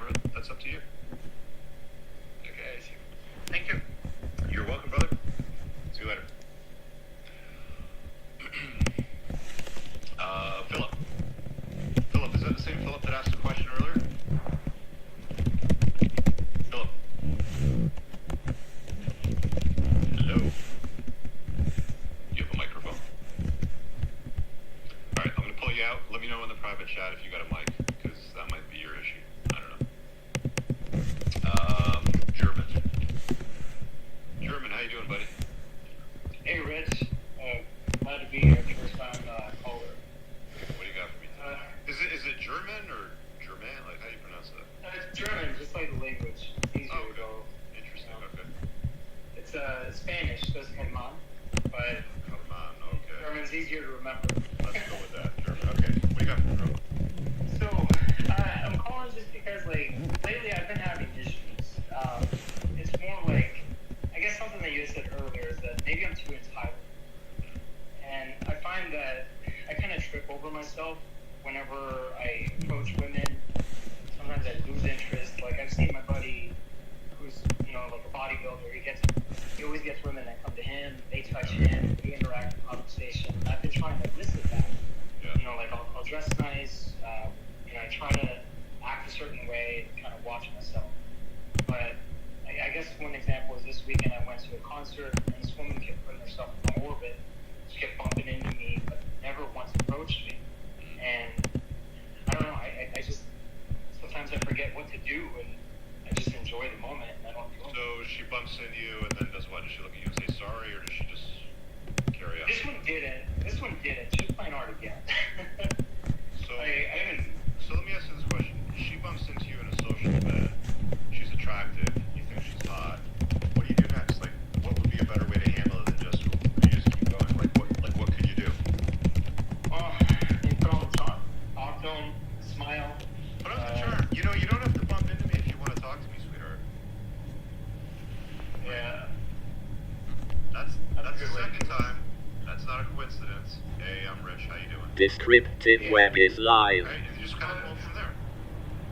So my question is, how do I get into that mindset? Sometimes, like, for example, it'll be the weekend, I'll get all excited, I want to hang out with the boys, and then somehow, over time, as I get there, I just forget, and I lose it, and I just get caught up with the moment, and then I shift mindsets. And then... Okay, so, like, the mindset shift is what the PUAs, like all of these guys that sell courses about dating, and buy my course, and I'll do field this and that, and take you out and show you how to pick up girls. It's, rather than mindset it and turn it on and off, just become the game. Whenever you're at a bank, at the cashier, and you're checking out, just flirt with a girl. It's called catch and release. It's just, you know, keeping your game up, right? It's like, you don't have any intention, like, it could be a 40-year-old gross chick that you're not even, you know, like, attracted to, but you're at the checkout, you know, she looks at you, you know, hey, how's your day, whatever, do you need a bag? But whatever she says, who cares? Just flirt with her a little bit, right? So you're not having to turn it on and off and have to deal with, like, the inhibition of being charming or whatever. Just always be charming, right? Because, I mean, if that's in your scope of things, and if that's what you want to do, you want to put yourself in an environment where you're exposed to beautiful women and they are going to start responding to you, my advice wouldn't be, like, you know, just turn it on and off whenever you're out partying with your friends or going somewhere. It's just do it all the time. You're at the bank, you know, the teller's queue, say something. Yeah, just become it. Just become the game. Yeah, I get that. I am the game, you know, that's what you have to become. It's a lot harder to turn things on and off. It's like trying to turn on, you know, good diet and lifestyle habits, and then, like, 1 week, you know, you've got it down pat, your diet's right, you're working out, your sleep's on par, and then the next week you don't sleep at all, you eat like shit, you're smashing back donuts, drive-through food, right? Like, it's better just to be consistent most of the time. Yeah. And to try to turn it on whenever it's convenient for you. Yeah, I like that. I think that's kind of something where I've been evolving. Try that. Slacking. I've not been practicing enough. Like, I do okay at online dating apps and get a date, sometimes second, sometimes we even hook up. So imagine how much better you'll be on real date environments if you're charming and you become the game everywhere and everything you do. You have a job to go to, there's a receptionist, you go to the dental office, the hygienist is working on you. Little flirt. It's not going to hurt anybody. Who cares? Yeah. Maybe she's married, maybe she's not, maybe she's got a boyfriend, maybe she doesn't. Who cares? Maybe it turns into a date just because you're so charming. You never know. Yeah. Right? Yeah. That would be great. I had another one where my buddy, he was trying to introduce me to a girl. I was so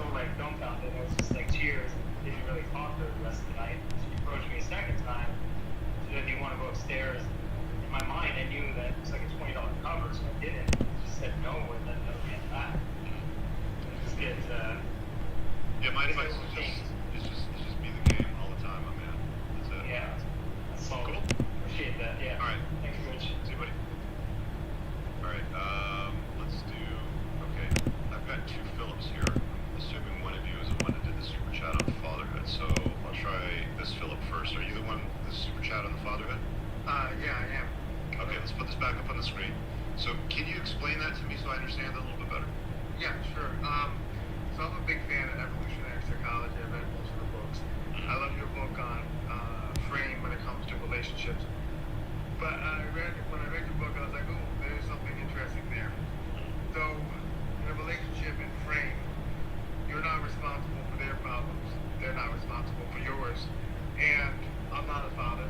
I know you're a father, so I show respect that you know that world way better than I do. But I do know there's a point, up to a point, where you're responsible as the parent for their successes and failures. And again, you'd be able to draw that line way better than me.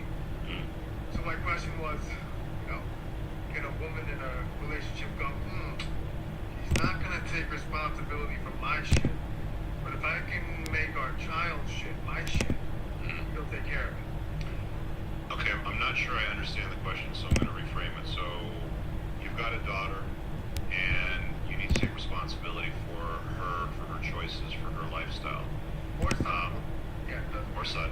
But, I mean, the thing with kids, though, is by the time they hit their teen years, by the time they're getting into, like, high school, I even did this when I was a kid. I didn't think my parents knew shit, right? And I wanted to make all the choices all by myself. And even if they gave me advice, I would probably do the opposite of what advice they gave me. I think it's like, I read somewhere, so, since you brought up Evo Psych, I read somewhere that this is a feature of kids when they hit puberty. Because, again, like 1,000 years ago, because humans want genetic diversity and they don't want inbreeding, kids became disagreeable when they hit puberty, when they had the ability to reproduce. And let's be honest, 800 years ago, a 13, 14-year-old had the absolute, like, there was no school, there was no, sitting around, there was no delayed onset of anything. You're basically an adult when you hit puberty and you can go out in the world, sort of thing. So they say that the reason why your kids become disagreeable and don't listen to your shit is basically because of genetic diversity, and they wanted to go out, in the world and experience things and make sure that they didn't inbreed. Right. So you don't really have a lot of control over your kids as they get older. They kind of do their own thing, especially in their teen years. I mean, you can set boundaries, you can try to enforce boundaries, you can have conversations and stuff like that. But at the end of the day, like, I'm sure there's even guys that have had conversations, with their sons saying, like, don't do this, that, and the other thing, or their daughters saying, preserve your value, and they turn into sleuths, sort of thing, right? And it's like, you don't have full control over them when they're not under your roof. I'm a teacher, so I see this every day. Yeah. Does that make sense? Yeah, it makes sense. It does make sense. Thank you. Yeah. I wasn't sure, what your super chat meant, so I just wanted to make sure that I answered the question, but it's like, yeah, beta-tization is a real thing. It certainly happens, and you don't hear, like, the Evo Psych guys talking about it, but the reality of it is that, yeah, it does happen. I broke it down in my book, I think, in at least one, maybe even two places I got into it from two different angles, but... You broke it down when it wasn't your child, but yeah. I was saying when you have confirmation that is your child, yeah. Could the wife or girlfriend kind of be like, well, if I get him to take care of the child's problems, but I make the child's problems my problems?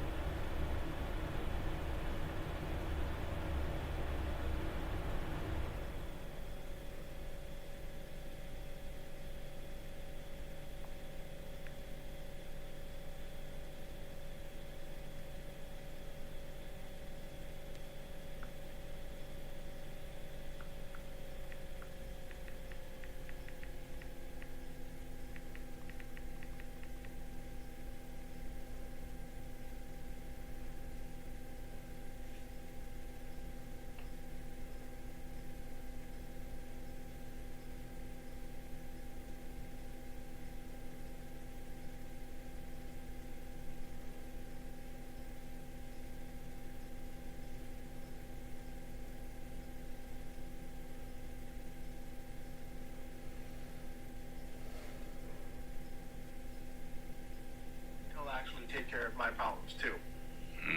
No. No. No, I don't see that. Oh, I hear That you. doesn't I hear work. you. Cool. Thank you. All right, Philip, see you, buddy. All right. Yeah, sometimes it's better just to like hop in on the call after the super chat and sort of dive into that because it's a lot easier to get to the answer.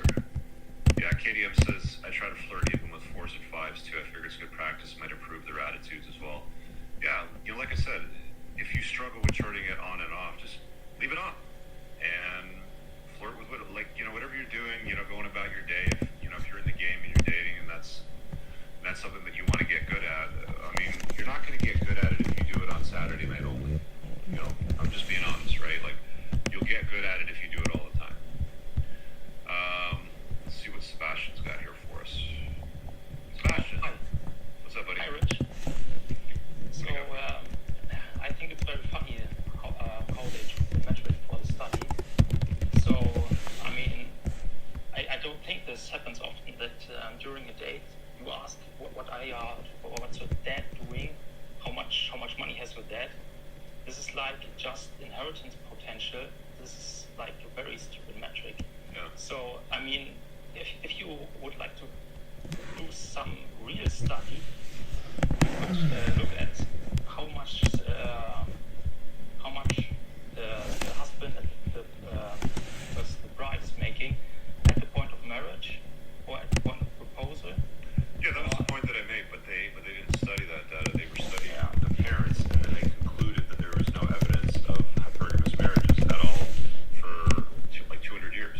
It's like, come on, right? I mean, like, we all know the answer to that. I mean, you know, like I said, after that, I just looked at my Facebook friends list, and it's like more than 3/4 of women married up to the guy that they got with, you know, at the time if they were still married. But that's, like, you're not deceived in just the Manoswamp. It happens in other realms of life. It happens in every realm of life. You have to get good at sussing out, you know, real from fake or deception. Like, dude, what happened a few years ago with the scamdemic? They fooled 3/4 of the population into standing on dots wearing face diapers and taking experimental injections, right? Like, you know, you have to get good at this from every different angle. And, you know, that was just an example of one thing. I mean, sorry about the clickbaity sort of title, but you see why I did it now, right? Yeah. Yeah. What also would be very funny if, like, they just look at the guys who got cucked, and then they compare, like, the guy who got cucked, the maximum bench press with the DNA with the bench press of the biological father. You know. I'm not sure I follow you. I think you're going somewhere that doesn't make any sense right now with relevance to this study. Did you have a question tonight, or was it just you wanted to share some feedback? As you can see, I wear a shirt. So I mean, I heard like a coach for business that said you should just open the first button, the second button. Is this some bullshit or how? So for business, if you're not going to wear a tie, I would leave it buttoned, you know, the way that you have. Okay. I leave my button like this. There's usually 2 buttons open on my shirts if I'm not wearing a tie, and I'll even wear it like this with a suit jacket if I have to go somewhere to a more formal event. If it's super formal, I'll just wear a tie. Okay. Yeah. Thank you.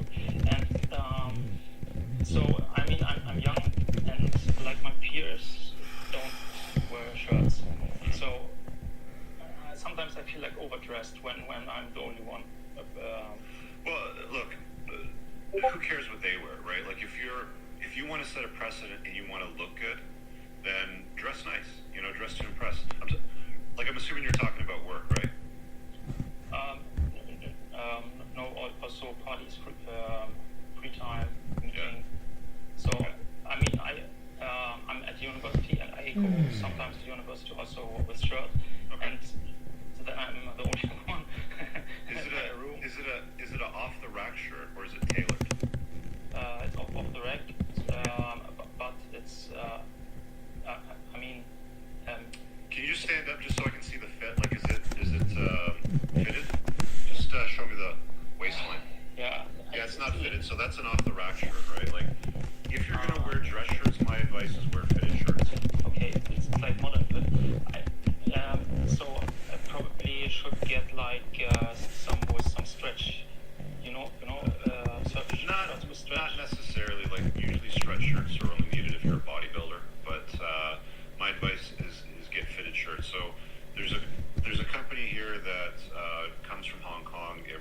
once, and I get my shirts from them. It's called Maxwell's. If you live in the Toronto area, for example, you can look them up. They've got different locations that they show up. They basically book a hotel room, they measure you, and they just mail you the shirts after. So that's one way to do it. You can also get shirts from online outlets that are also fitted. This one here is from Proper Cloth. Is the name of the outfit. You just go to their website, you punch in your height, you measure your chest, you measure your waist, and then they just ship it to you. It's a little bit more than a off the rack shirt, but it just looks so much better, right? Like it's not baggy and square. Like you can see here, like I'm not in the absolute best shape, but you can see the V taper, because it's like fitted in sort of thing. So you just look that much better if you're wearing fitted shirt. The other thing too is make sure you exercise. People won't overtly state it, but if you have a strong body, if you have a strong physical masculine presence, then a strong mind goes in tow with that. There's nobody that ever fucks with a guy that looks like they're strong, masculine, broad shoulders, narrow waist. It just doesn't happen, right? That often. I'm not gonna say it doesn't happen ever, but that often. But my advice, again, if you wear like dress shirts, get them fitted. Spend a little bit more. You may not have 5 of them, you might only have 1 or 2, but spend a little bit more and get a nice fitted shirt. It makes a world of difference in the way that you look. Tom, what do you think about like the print pattern? Like this is like one with some pattern on. I would probably Andrew Guzzi has a book called The Appearance of Power. It's not a big book. I mention it in the Unplugged Alpha when it comes to style. I would probably read his book on because certain colors go better with different skin tones. If your hair is red, then you kind of want more earth tones. If you got pale skin, you want more earth tones. Like certain colors work with skin and hair, so you don't want to mismatch the color of the shirt or the pattern with your complexion and your hair color. So just read Tanner Guzzi stuff. It'll set you straight for style. Okay. Yeah. All right. Let's do it. All right. Let's give it to Phil, and that might be the last one, depending on how much time we have here. Phil, what's up, buddy? Shirtless Phil. Yeah, what's up, Rich? Can you hear me? Yeah, what's up, man? Oh, so I just got back from a trip vacation in Miami. I went with my friend. We were there during Formula One week and went to some EDM shows. And so I was talking to this girl down there.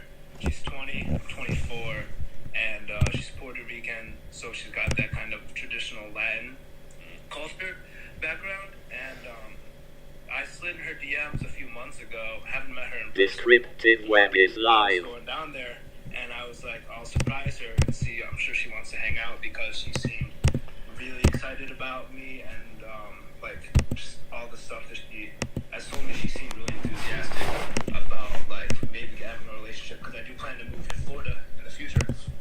But when I told her I was down there, she basically ghosted me for a few days and then just told me that she thinks that we need to take like a break from talking to each other. And I'm like kind of upset about it, but not too bad. I'm just wondering because where I live right now, upstate New York, there's not girls who are like the same kind of like classically feminine, like Latin culture, if you know what I'm talking about. Okay, so I'm a little bit confused. So you've never met this chick before? Right. And you've been talking to her where? Instagram DMs. On Instagram DMs. So you don't have her phone number, just Instagram DMs. Yep. Okay, and you told her that you're coming down to Miami, let's get together, and what did she say?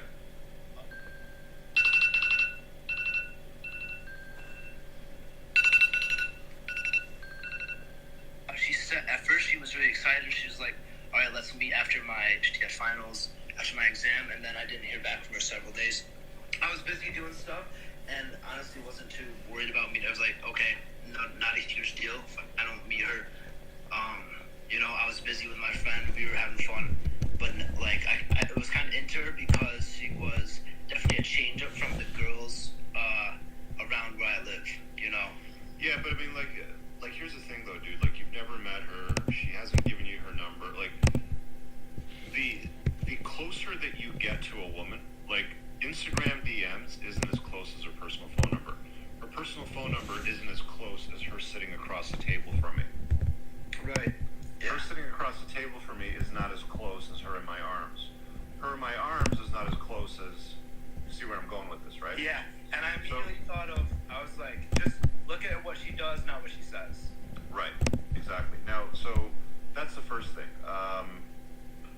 I would have said, give me your number, let's get together when I'm down there. And if you got the number, then that's a good sign. If she's like, I hardly know you, let's just stay on the DMs for now, that's a little weird. I would be approaching dating at your age, because you said something that kind of bugged me earlier. Something along the lines of, she looks like she might be relationship material, or you were talking about maybe starting a relationship with her if you moved to Miami. You've never met her, dude. You've never met her. You've never kissed her. You haven't slept. You've done nothing. Like, these are all things that you do first before you get into the where do we stand talk, where is this going, you want to be exclusive, or however it is that you want to structure it, right? So that's like running, and you're barely crawling at this stage with this stuff, so you're leaning too far into it. What I would be doing, though, is I'd be spinning more plates, because I'd have more options. What a lot of guys do, they're single, that are traveling around and stuff like that, is they're mining.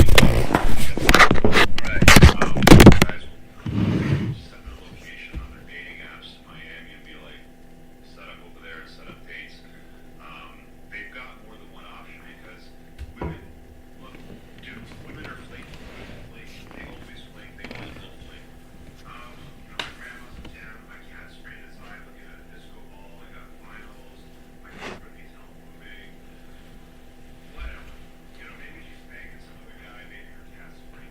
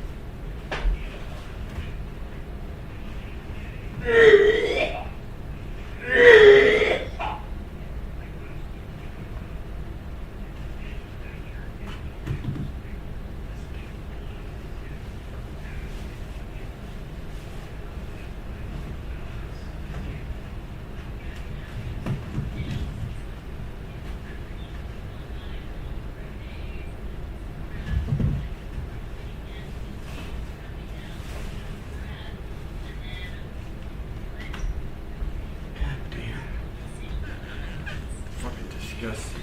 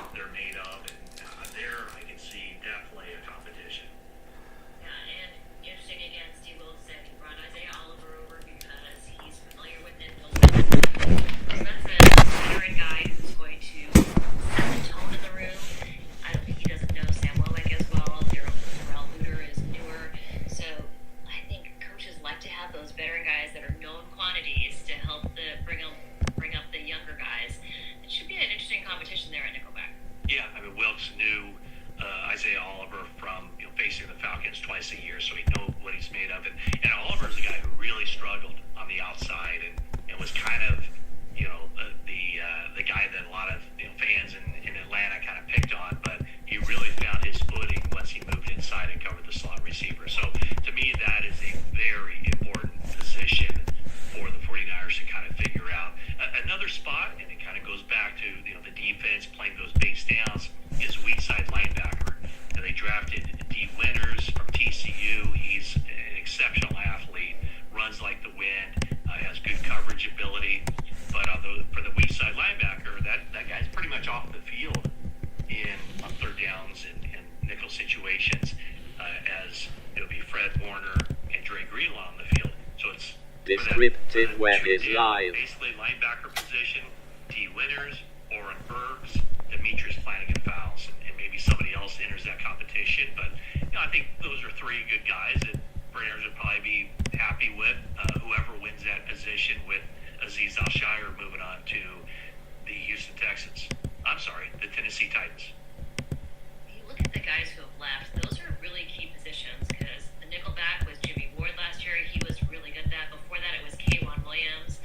Last year, Azeez Al-Shaair. So they're going to replace these guys who got bigger contracts elsewhere. I think it's going to be really interesting to see how it all pans out towards week one, towards training camp. Yeah, I think you're looking at probably, I don't know, I think Oren Burks is a guy that John Lynch mentioned. He's got a lot of experience. He's a leader. He's the union rep in the locker room. One of those, they give the rookies the gold helmet designation. Oren Burks is that same type of player. All-around good guy, leader in the locker room, is always talking to everybody. So that's a guy who I would keep my eye on. And then another position where I don't know if it's that big of a deal, because I think it's not going to be just one guy, because I don't know that the 49ers have like a slot guy who's just going to be the slot guy all the time. If it is somebody, it's probably going to be Juwan Jennings, third and Juwan. No, what is he called? Third and Jennings? Is that what it is? Yeah. I think the third and Jennings. What is he? He wants to be third and Juwan. Yes, that's it. Okay, so he's a good slot receiver and a money down kind of guy, and a big body guy who kind of uses his body to box out guys, and he knows where the sticks are, he knows where the end zone is. So to me, he's kind of the guy who will be the third receiver unless somebody else steps up. But there's also the possibility that for certain plays or certain coverages against certain opponents, some of these other guys might match up better. So you're looking at Juwan Jennings, who will more than likely be the main guy, but also they can get contributions from Ray McLeod, Danny Gray, and Ronnie Bell, the rookie. Yeah, Juwan Jennings also is going to be setting himself up for a bigger contract, because he's going to be a free agent after the season. So this is the opportunity for him to really make a name for himself. He is known throughout the league for those tough downs, getting those first downs, moving the chains. But this is the time for him to really get his name out there so he can make money in the future. So getting that second contract, this is an important season for Juwan Jennings. I see him, really pushing the envelope, trying to get those downs and make a name for himself out there.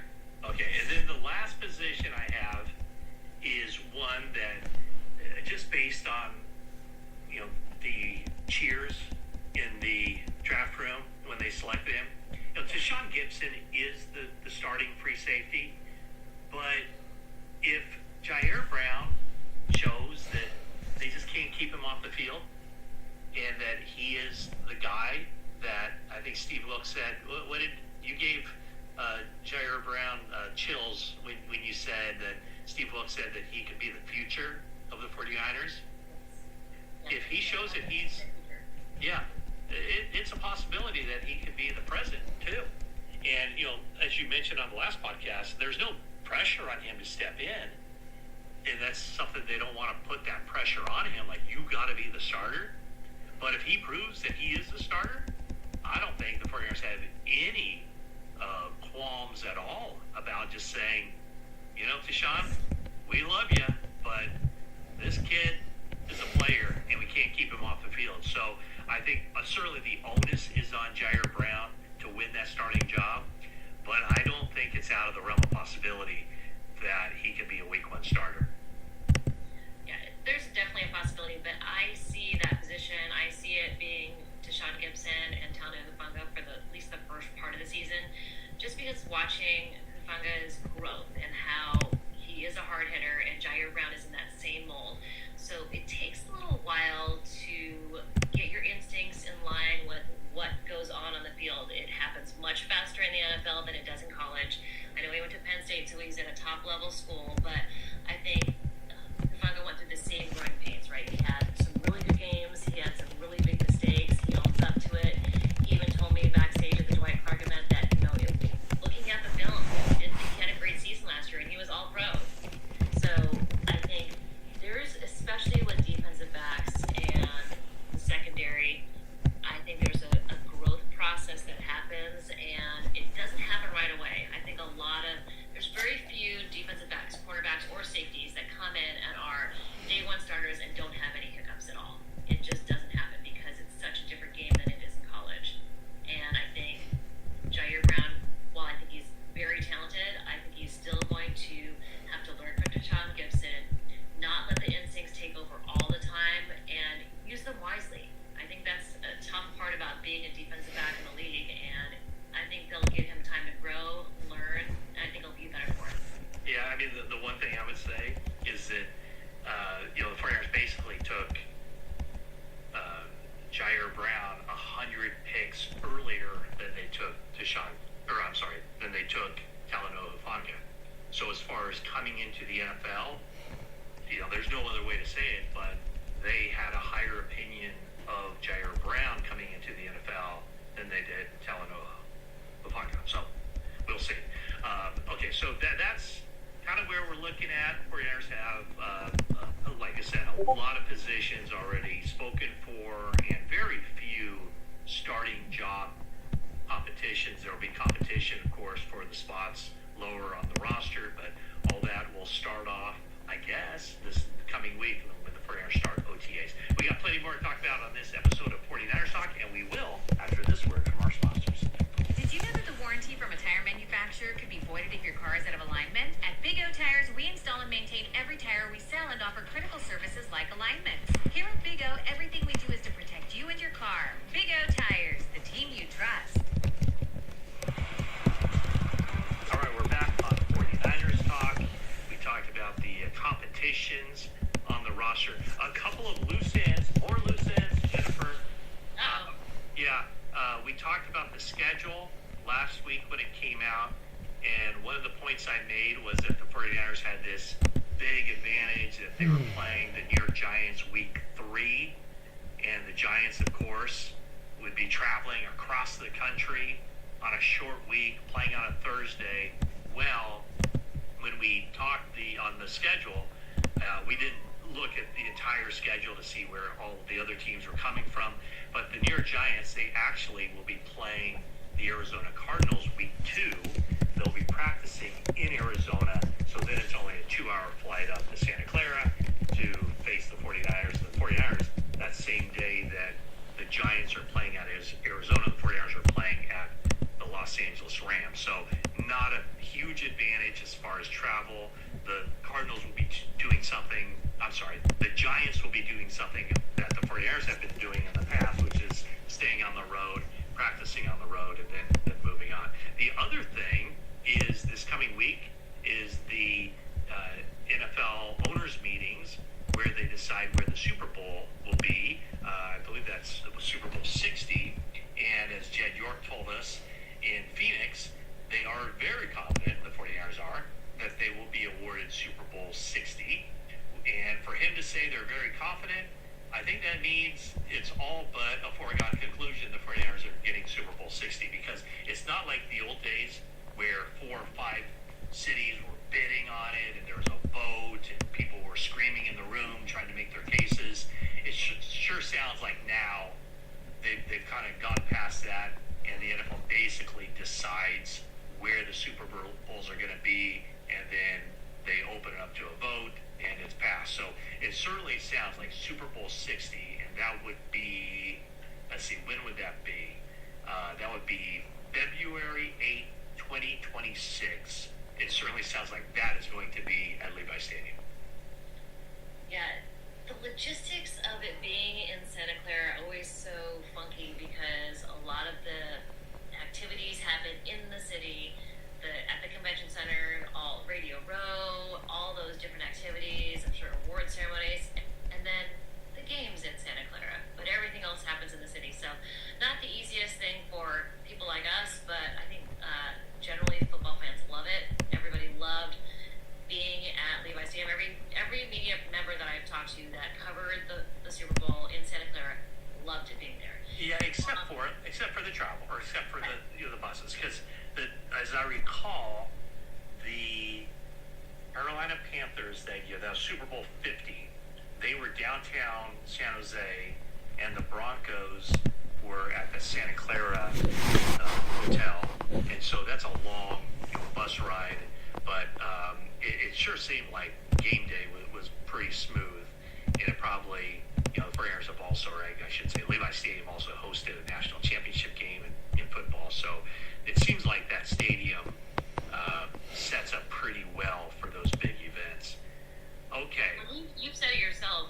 You've been to every stadium in the league, and you find Levi Stadium to be logistically one of the best for you to get around. Well, for me personally, yeah, and a lot of, that's kind of a hometown feel because we have our little setup down by the locker rooms.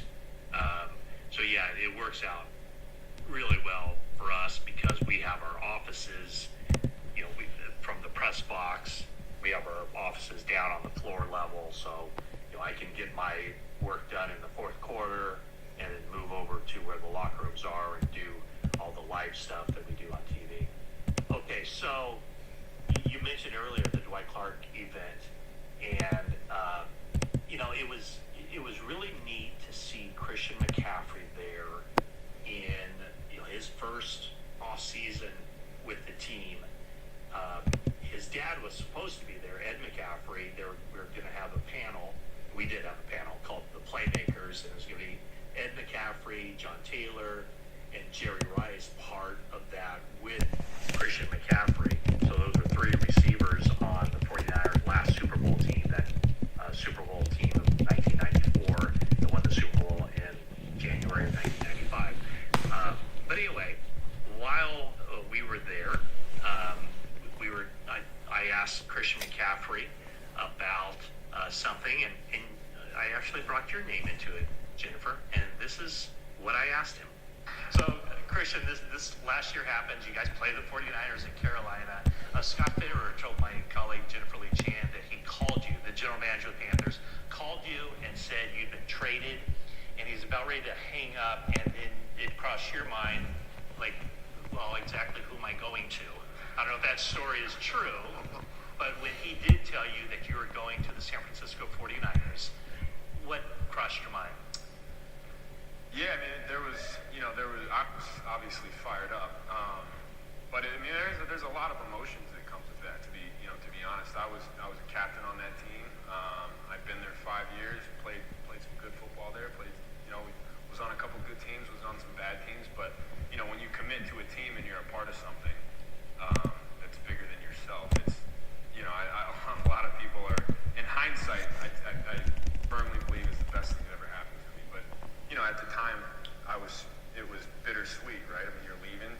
In my head, I was pissed off, to be frank. I felt like you guys don't want me anymore. And that's what it is, and it is what it is. And so I was hungry. I think that was the first emotion. I was hungry to kind of get back to the football that I knew I could play, and then I stepped in the huddle, and you got Deebo Samuel, George Kittle, Trent Williams, Brandon Ayuk. You got guys all over the place who can play. I felt like I was on a Pro Bowl roster, and I thought, man, this team can really be something.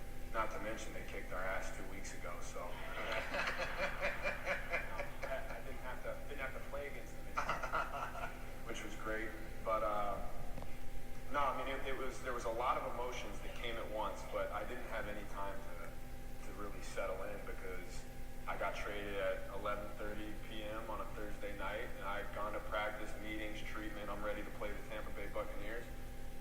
Thursday night.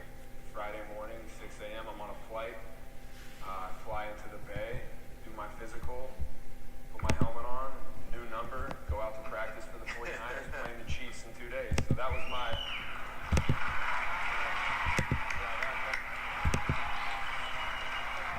That was kind of my intro. So I think for the first 4 weeks, I mean, I don't remember anything. I was trying to detail the plays as much as I can. But I do remember that first game, and I'll always remember this. Jerry did. He was on the field, and he came up to me and gave me a big greeting, and I was, oh, that's Jerry Rice sitting on the field, man. Like, that you know, and you know, I say this with the utmost respect. This is a family, and it's the first time I felt like even alumni and getting to know these two guys just in the back. And obviously, I've crossed paths before, but it's special. It's different, and there's a reason why it's sustainable, and it has been for so long. So I think the word now I would use is just very proud to be a part of this organization. All right, so obviously the takeaway is Christian McCaffrey, very proud to be part of the 49ers, and he was on stage. When I asked him that question, he was on stage with Jerry Rice and John Taylor. And so, you know, we this guy's a very unique talent. And we saw it when he came to the team in the middle of the season. He didn't know the offense. Kyle Shanahan was drawing up plays on a napkin, basically, because, you know, he hasn't had a running back of that caliber and of that versatility. So, you know, I just wonder. He's the third, Christian McCaffrey's the third 1,000 guy in NFL history. Roger Craig was the first, Marshall Faulk was the second, McCaffrey was the third. Just wonder if maybe it's not a priority at all at this stage in his career, but I just wonder if he's capable of doing that again, and if it might not be maybe counterproductive for them to rely on him to the point where he gets 1,000 yards rushing and 1,000 yards receiving. I just wonder if at all that's on, you know, if that's at all a possibility. Because I was watching or listening to somebody talking about fantasy football, and it sounds like the consensus number one pick in fantasy football across the country is going to be Christian McCaffrey. I mean, you look at what he did with the 49ers in just a little bit more than a half a season that he had. I mean, he was lights out, the offense for the 49ers. I don't know that, I mean, talking about fantasy-wise, I think he's going to be one of the top producers in the league. I think that's the right consensus because of all the things he can do. I thought it was funny that Kyle Shanahan said, yeah, everybody thought, oh, wow, you must be drawing up all these crazy things for Christian McCaffrey to do, but it was actually the opposite. He doesn't have to do as many crazy things because Christian McCaffrey can do it all. So he can keep it more simple. He doesn't have to disguise as much. It's Christian McCaffrey can run. He can run routes. He can catch the ball. And then you've got all the other players around him. George Kittle, Deebo Samuel, Brandon Ayuk, Elijah Mitchell, Kyle Juszczyk. When you have all those pieces, a defense doesn't know where the ball's going to go. So if it looks like it's going to any of those other players, it could still go to Christian McCaffrey. I think there's so many chess pieces for Kyle Shanahan to play with. And the one thing that Shanahan said that night, too, was that he kind of looks at him like a Steph Curry. You know, if teams are going to throw two defenders at Steph Curry, well, Steph Curry can find the open guy, and other guys are getting open shots. And I guess the same kind of goes with Christian McCaffrey. You know, if teams are running defenders at McCaffrey, that's going to leave somebody single covered. But the one guy that I think we've forgotten about a little bit because McCaffrey's on the team, that's Elijah Mitchell. You know, Elijah Mitchell is a really good running back, and he's fully capable of, you know, tearing off huge chunks of yards on the ground, and I think he's maybe has some untapped potential as a receiver out of the backfield. So, you know, I just wonder if there's going to be that balance where Kyle Shanahan and Bobby Turner and Anthony Lynn will want to keep McCaffrey fresh and split those carries, you know, lean on Elijah Mitchell a little bit more than maybe you think. Or, it's just going to be interesting to see. And you see a thousand threat?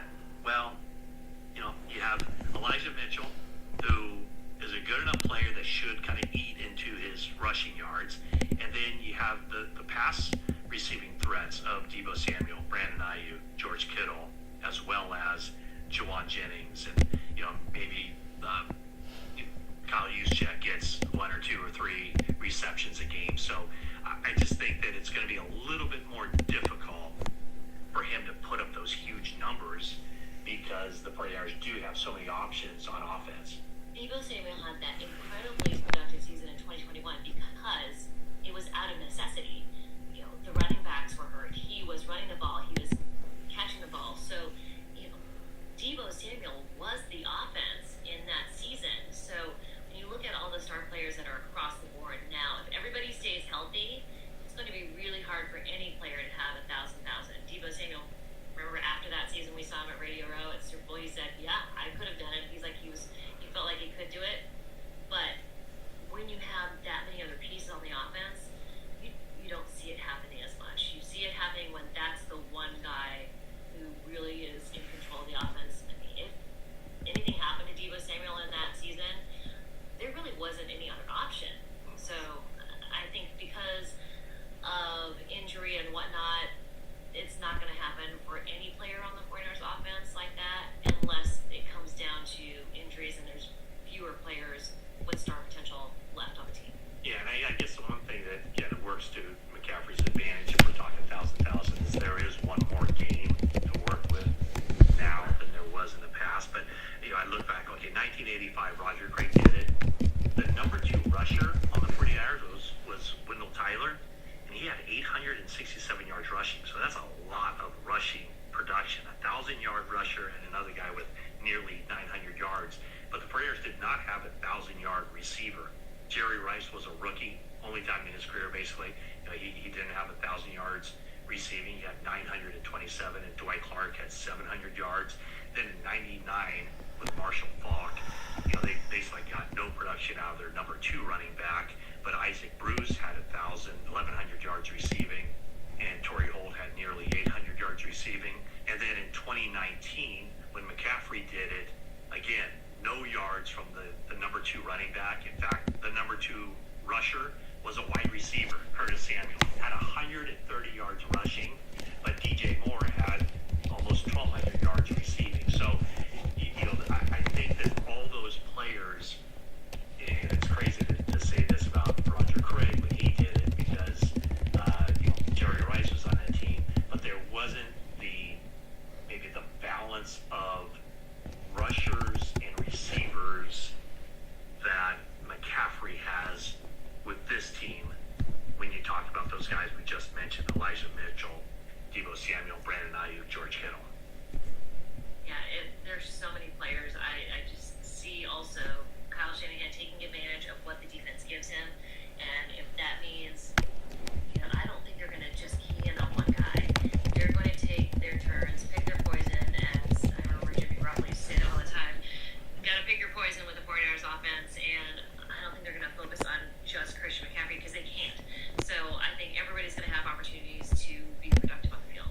So, yeah, the 49ers are knee-deep in their offseason program, and the one thing I did ask McCaffrey was, you know, coming to the team mid-season, and now, I mean, it sure seems like he's fully ingrained in the 49ers culture, and, you know, it's nice of him to be representing the team up there on stage.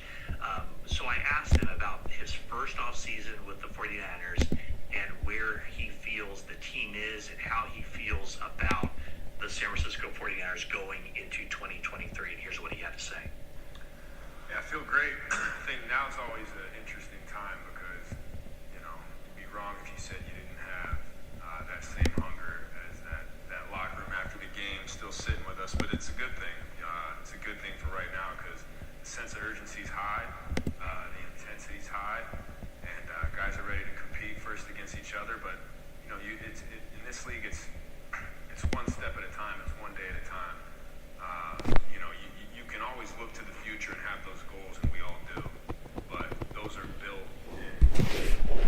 They're built now. You know, they're built now in practice. They're built in the weight room.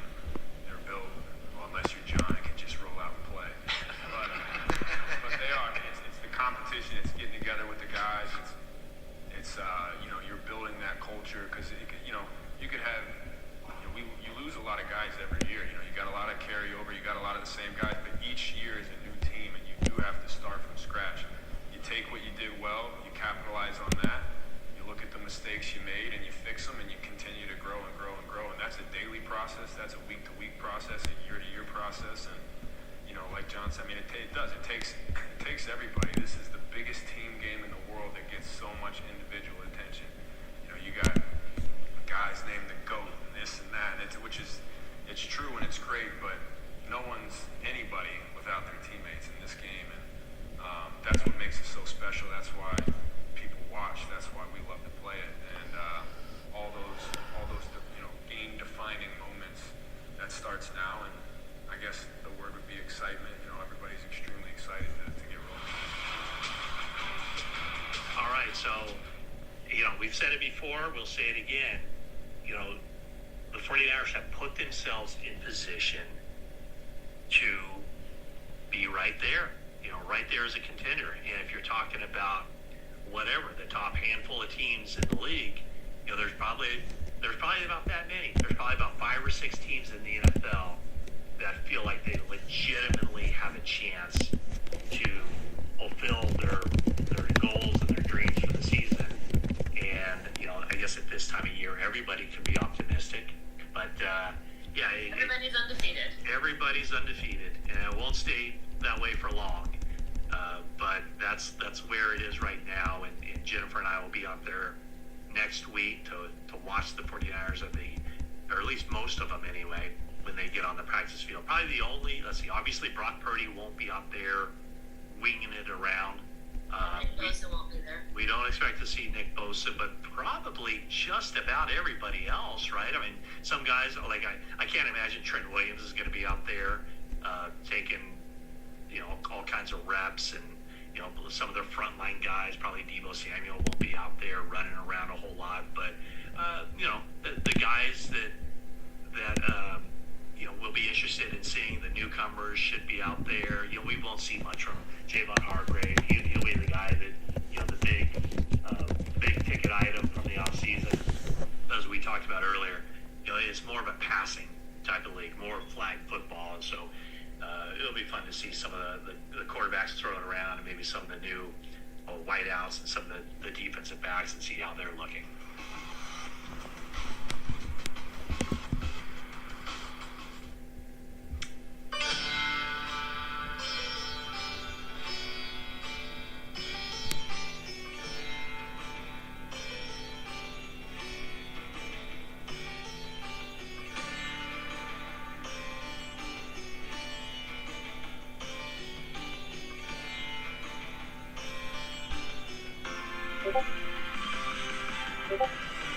Hello and welcome to Decoding the Gurus, the podcast where an anthropologist and a psychologist listen to the greatest minds the world has to offer. We try to understand what they talk about. I'm Professor Matt Brown. I'm staring right at the beautiful mug of Associate Professor Christopher Kavanagh. G'day, Christopher. Welcome to this recording with you and me together. G'day, Matt. On most days in this online office that we have, one of us looks slightly healthier than the other. Mainly, I think, just the Australian sun, that kind of effect, and my pale effervescence gives the inaccurate impression of, impending death or something like that. But, and now, today, I have a healthy spring in my step. I slept well, and you are recovering from an illness, so you look a little bit, your bones look weary, your mind looks weak, your hair is tousled. You're like in Lord of the Rings when the old king is possessed by Sauron. That's I have to admit, you look well. You've got a rosy thing in your cheeks. Yeah. I slept more than 6 hours. That's why. That's what did it. Yeah. Once you get to my age, Chris, it doesn't matter how long you sleep. You just feel weary all the time. I don't know what it is. Maybe it's not age. Maybe I just need to get some exercise, get some iron in my diet or something. I don't know. Maybe you should go see the Mario movie. I went to see it with my son. I'll just say, Matt, if you don't like that, if you're too cool for school, commercialism, like, jump off a short pier because that was just pure fun and escapism. As somebody that's played Nintendo a lot, I very much enjoyed it and enjoyed my son enjoying it. So screw you all. I think most people like it, so I'm not really sure. Well, there are. I've heard some like hipsterish reviews about it, but yeah, I enjoyed it. Oh, really? So what, the hipsters were criticizing, saying, oh, the turtles weren't quite right, and... they're just saying commercialism come to Nintendo. God forbid. Imagine that. And, you know, all the jokes, just these kind of very straightforward jokes that we all heard 10 years ago and we're tired of now. I'm like, what do you want? Edgy Mario? You want edgy Mario? Where's the social commentary, Chris? Where's the social commentary? Does it discuss injustice or something at all? Where's the racial politics in the Mushroom Kingdom? Well, there are some. There's interracial marriage discussed in it and so on. But, you know, you just have to dig a bit deeper. A turtle and a mushroom princess getting together. That's beautiful. That's right. And also an inherited monarchy, but the nomination process by which the princess gained power. It's not clear. It's kind of like a, you know, Hitler-esque rise that unexpected that they would delve into that dark backstory. But yeah, it's a totalitarian mushroom what kingdom. do you call that? A monarchy. Yeah. So. Yeah. Actually, that reminds me of Adventure Time. Adventure Time had social commentary, and it had a princess in it. She was the ruler of a kingdom, and it did deal with some issues, real issues. Wasn't it also trippy? Very trippy. You never watched it? I watched a little bit of it, but it didn't like the art style. It annoyed me. My son watched a bit as well. It was alright. It's a bit like, you know, SpongeBob or those other cartoons that I feel like they start to try too hard to be appealing to adults. Bluey got the balance right, Matt. Bluey's alright, still on the right side of that. So, yeah. Was it me that recommended Bluey too? It might have been. It might have been. Yeah, Bluey's the new Peppa Pig in my neck of the woods. Yeah, I've been recommending it to a few people. That's me, Australian cultural ambassador. Yeah. It's your greatest export, I think, in recent years. So, congratulations. Yeah, well, there hasn't been much competition, so you're probably right. Well, I'm not going to watch the Mario movie. Sorry, I have no plans to do that, but I'll take your word for it. I'm sure it's good for children of a certain age and their fathers. And people who enjoy fun as well. It's good for that demographic. But those people. Yeah, well, we don't need to worry about that. Well, we've hit the 5-minute mark. That's our allotted time for banter. Thanks to the internet filters. Yeah. You happy now, guys? That's it. Yeah. Chris has got more in him. He'd like to banter more, but he won't. He won't do it now. I'm keeping it tight. I'm not really, but, you know, we throw, don't know what metaphor to go with. Coins, pennies, bread to the ducks. We drum a bone. That's what we do. Bread to the ducks. That famous phrase. Let them eat bread. But we do have guru-related goings-ons and commentary to offer. So this episode is not a decoding, but you do have a series of decodings coming up. This episode is going to be an interview with Matt Johnson about his book on Hitchens and the kind of discussion about Christopher Hitchens, where he would fit in the guru ecosystem, where he alive now, his politics and rhetorical flair when he was alive, and is he an extremophile? Various topics that we'll get into and discuss. And we are going to have a separate decoding episode on Christopher Hitchens. We've got it all clipped and stuff. We're not sure when yet, but it's coming. Right? So just be prepared for that. Consider this the appetizer. The aperitif. Yeah, we thought we'd do a twofer, do a decoding and the interview, but that was, you know, our eyes were bigger than our mouth. We couldn't fit it all in. So yeah, we're just talking about Johnson. He wrote that book. It sounds like, and it is boosting Christopher Hitchens a fair bit. He's written, it's called How Hitchens Can Save the Left, Rediscovering Fearless Liberalism in an Age of Counter-Enlightenment. So that sounded like pretty bullish to me, but Matt is pretty balanced. He can rattle off, you know, the pros and cons of Hitchens pretty well, I thought. So it's a good listen. Yeah, you guys. Yeah, Hitchens is like a patron saint of the new atheist movement, but I also think quite popular amongst the intellectual dark web set as well. So that title makes it sound like it would be a kind of peon to Hitchens, but you'll see he has a more nuanced perspective, I think, than that. And yeah, so we will not spoil it. No, don't need this anymore because you'll hear it all very soon. Very soon. Enough about that. You'll be hearing about that. But tell us more, Chris. What is coming up? What is laid out on the Guru's Pod smorgasbord? Yeah. That's what you want to hear, isn't it, Matt? You want to know all the work that we have coming up ahead of us. And do I have material for you? We are going to have Eliezer Yudkowsky episode, which gives us a chance to talk about AI. That's with his appearance on Lex Friedman. So we're going to cover that. We're going to cover Matthew McConaughey's new venture into self-help cults, which is it was an interesting development. And so he did a 5-hour YouTube video with a bunch of Tony Robbins types, and it's quite something. So we're going to look at that. Hitchens, we already mentioned, and another guru figure that is equally as well established and influential, but still alive for now, is old Chomsky, Mr. Chomsky. People have asked us to do him for a long time, and even some weirdos are like, "You'll never do. You wouldn't be too scared to do Chomsky or whatever." I'm like, "You don't get it. Just don't get it." So Chomsky, we're gonna do him, and then Matt, we are going back to Weinstein World into the UFO episodes because we've been waiting for it. So we got all these. I'm not promising that's the order that they will arrive, but those are coming within probably the next 1 to 2 months. And we have interviews with Renee DeResta about disinformation and online ecosystems, all that kind of stuff. And Matthew Sheffield about...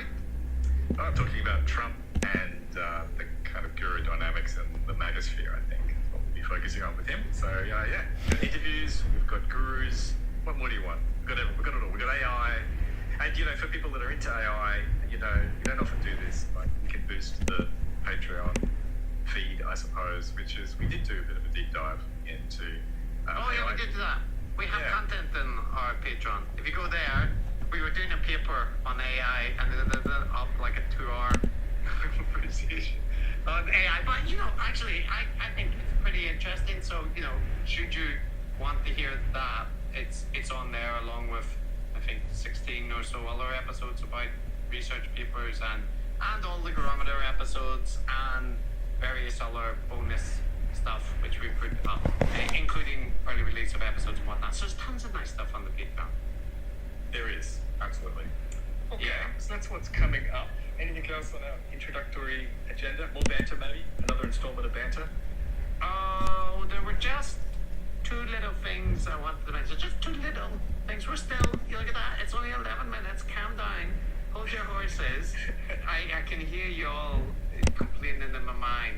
So, Matt, one thing that I noticed recently, and that it would be good just to flag up, is how often the people that we cover, like kind of magnetic forces, seem to find each other, right? Like one of the things that we've noticed is the general trajectory of the people that we cover is downwards, spiraling ever down the guru and with more hot takes and more polarization and more conspiracies. But the other one is that they kind of spiral into each other. So an example that I would give is Bill Maher, who we covered not so long ago, primarily focusing on his kind of anti-vaccine aspects. So yes, he's a talk show host, he will have various guests, but quite notable that he had on Konstantin Kisin and Elon Musk for a 20-minute sit-down, metaphorically filleting interview. Couldn't have been more fawning about how amazing Elon is and, getting all of his takes on the pressing issues of the day. So, yeah, just like, a lot of these people seem to just come together. And, you know, I have to say, the take that annoys me is when people go, look, isn't it fantastic? You know, you can see how terrible the establishment is when even a dyed-in-the-wall liberal like Bill Maher is going to be talking to someone on the right side of politics. Like, that's how concerning things have become. And another pairing up that was mentioned was RFK Jr. going on to Tucker Carlson's show, I think it was, before he got the boot, and going, well, look at this, you know, these are good people that are just concerned about that. You know, yes, one of them's conservative, but the other one is a doyen of the liberal, you know, blue blood liberal family, all that stuff. It's like, come on, can you not think of some other reasons why these people are coming together? And it isn't necessarily a good thing. Yeah, well, I think that a lot of people know that, you know, are somewhat skeptical about Bill Maher's credentials at claiming to be a shining representation of the left. He's like a crotchety, where would you put Bill? Like, I can see him before too long taking a little bit of a Rubin-esque turn, right? Like, Rubin was trying to get him to pivot that way in the content that we looked at, and he was kind of resisting that. Maybe he's too dyed in the wool to ever completely go that way, but as he said, if they made vaccines mandatory, he'd be off to Florida and voting for DeSantis in an instant, right? Like, yeah, I think part of it, I mean, apart from the anti-vax theory, which is a big driving force, but just with these people, it's just generally them getting old, isn't it? Like, they just get old and crotchety and things don't make sense anymore and they get annoyed by everything. oh yeah, remember him talking about the Twitch streaming. I think the watching other people with kids. So yeah, it is like that. And Rogan, there's this clip of Rogan talking about how his eyes were opened about the pharmaceutical industry and the vaccines, what it was all about, because he read RFK Jr.'s book. Like, look at these fools taking this horse deep way. And it wasn't until I read Robert Kennedy's book, The Real Anthony Fauci, that I got a sense that this is a playbook that they have used forever. They offer one solution. This one solution is patented. This one solution is controlled by these pharmaceutical companies, and it's very expensive, and they make a fuckload of money from it. Whereas anything that's off-label, anything that's generic, is dismissed. They rig the test to make it look like like they'll give you far more, in like what they did with hydroxychloroquine. To me, I don't even want to go into this. You can read it in the book, but my whole journey on this is like, first of all, how did I find myself in this, right? And Andy was talking about Epstein being a secret agent of the intelligence agencies recently. Like, it was an intelligence operation. Whoever was running it, whether it was the Mossad or whether it was the CIA or whether it was a combination of both, it was an intelligence operation. They were bringing in people and compromising them. And then when they would compromise them, they would use, you know, whatever they had on them to influence their opinions and the way they express those opinions. Rogan's brain is just like a big sloppy stew of all the conspiracy theories bumping around on the internet and all the bobble-headed guru types that he talks to. And he just absorbs it in, and the good information from like scientists and stuff, it just bounces off. It like hits a shiny dome, and it might go in for a minute, but it just kind of filters out. So it's that cross-pollination thing, and it you know, the people we're talking about are understandable because the linkage tends to be like conspiracy theories and anti-woke stuff that connects them together. But it is the case that you just find these surprising crossovers. A lot of the people we cover, I forget all the pairing because there's been so many of them, but we've talked about it, which is they seem to match up. You know, they're looking in different areas, but yeah, a lot of the gurus we cover do seem to find each other. And one special case, of course, is Eric Weinstein, who, if you're talking about cross-pollination, he's the busy little bee that's visiting all the flowers. He seems to pop up with like whoever comes on the scene and is somehow doing guru-esque stuff. Eric is there. He's there. He's always there. Who am I thinking of? He met Constantine recently. There you go. Constantine was also on Dave Rubin's podcast because, of course, he was. But Eric and him were talking on Twitter about that they met up and they really appreciate what both of them do. And just like, of course you do. Of course you would. It's surprising that you haven't met already. And lest people forget, whenever Kanye West met Candace Owens back in the day, right, whenever he was starting down the path where he's ended up, Eric was there in the shadows of those meetings. If you read Barry Weiss's article, she mentions that Eric was there when Kanye met Candace, like helping it along. So Yeah, and you just have to ask yourself, why? Why is he there? He's the man in the shadows. But just around a whole bunch of bizarre weirdos with extreme opinions. But Chris, let me ask you this to make it explicit, because you said, of course Eric's there, of course he's there, and I feel like I'm nodding my head, yes, of course he's there, but can you spell it out? Like, why is Eric always there? Like, why would he attach himself to just literally anyone who seems to come on the scene? How would, in your own words, what would you say? Well, so if you wanted to take a popular critique online, it would be that Eric is funded by Teal and he is casting his net to create networks to forward Teal's agenda, right? Now, one, I don't think Eric works for Teal anymore because that's removed from all his bios and it says he worked there till 2022. So I think he's out of the Teal network. But Teal and him did see eye to eye. But to me, it's kind of obvious why. Because Teal is this mental libertarian type who pays people not to go to universities, right? To drop out of university and has a huge chip in his shoulder about anything to do with institutions. Eric, that's all he's about, is complaining about institutions. And they both were saying science is completely stuck. There's no progress being made in technology or science, and criticizing institutions. So I think that Eric's ideology largely aligns with Teal's, and that's why Eric was like a useful person for Teal to be supporting. I don't think that he thought that Eric was this fantastic physicist who was going to produce a theory of everything. And so, like, what was Eric's actual job? What was he doing? Well, he wasn't writing books, right? He wasn't really working on his theory. He did have a podcast, but he stopped that. But he was basically like I don't want to say a debutante. That's the wrong word. Dilettante, I think is the word.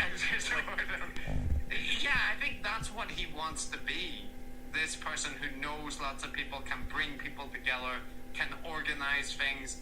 And he came up with the intellectual dark web. I think he was involved in bringing Brett to Tucker Carlson and all of these different aspects. So in some respect, it's just what his nature is as a conduit between people and to try and organize. So, yeah. So he is about networking. He is about meeting people, and just like people on LinkedIn, who are hyper into networking. I feel like it's almost like a hobby at this point. Like, these guys are kind of retired, really, and they're kind of dilettantes. They don't have a day job. This could be almost thought of as a bit of a hobby for them, which is to somehow be influential, somehow to be in the public eye and to be in the corridors of some kind of influence. That's where that's kind of jackets, man. That's why they wear the jackets. That's why they wear the jackets. Yeah, that's what I assumed. Yeah, but who knows? Who knows? The last corollary to that, Matt, that I'll mention is our friend Sam Harris went on Majid Nawaz's platform to have a long conversation with him. And if anybody hasn't noticed, Majid Nawaz has absolutely went down the conspiratorial rabbit hole, and not in a subtle way. It's extreme. So, one, it was interesting to see Sam go and have a conversation with him, given some of the statements that have been made. But I actually do think it was an error of sorts, because one of the things is that it was on Majid's content paywall, right? So it's generating subscribers for Majid. So even if it was a knockdown debate, Sam is giving Majid free publicity. And then secondly, the conversation, so it isn't that Sam completely agrees with everything that Majid says. He pushes back at various parts and stuff, but he's fundamentally uninformed about, Majid's position. No, I mean, in that email, I offered you a private apology, but I'm quite happy to offer you a public one. And to some degree, this apology may extend to a few other people in our circle. I mean, the people are in very different buckets, with respect to many of the details we're going to talk about. But I should just say that I haven't followed you down the various rabbit holes you've gone down in the last 3 years, with any depth at all, right? He thinks he knows some things, but he doesn't know exactly, right? And they get hung up on various details. And Majid is relatively effective rhetorically at adjusting his statements to make it more palatable.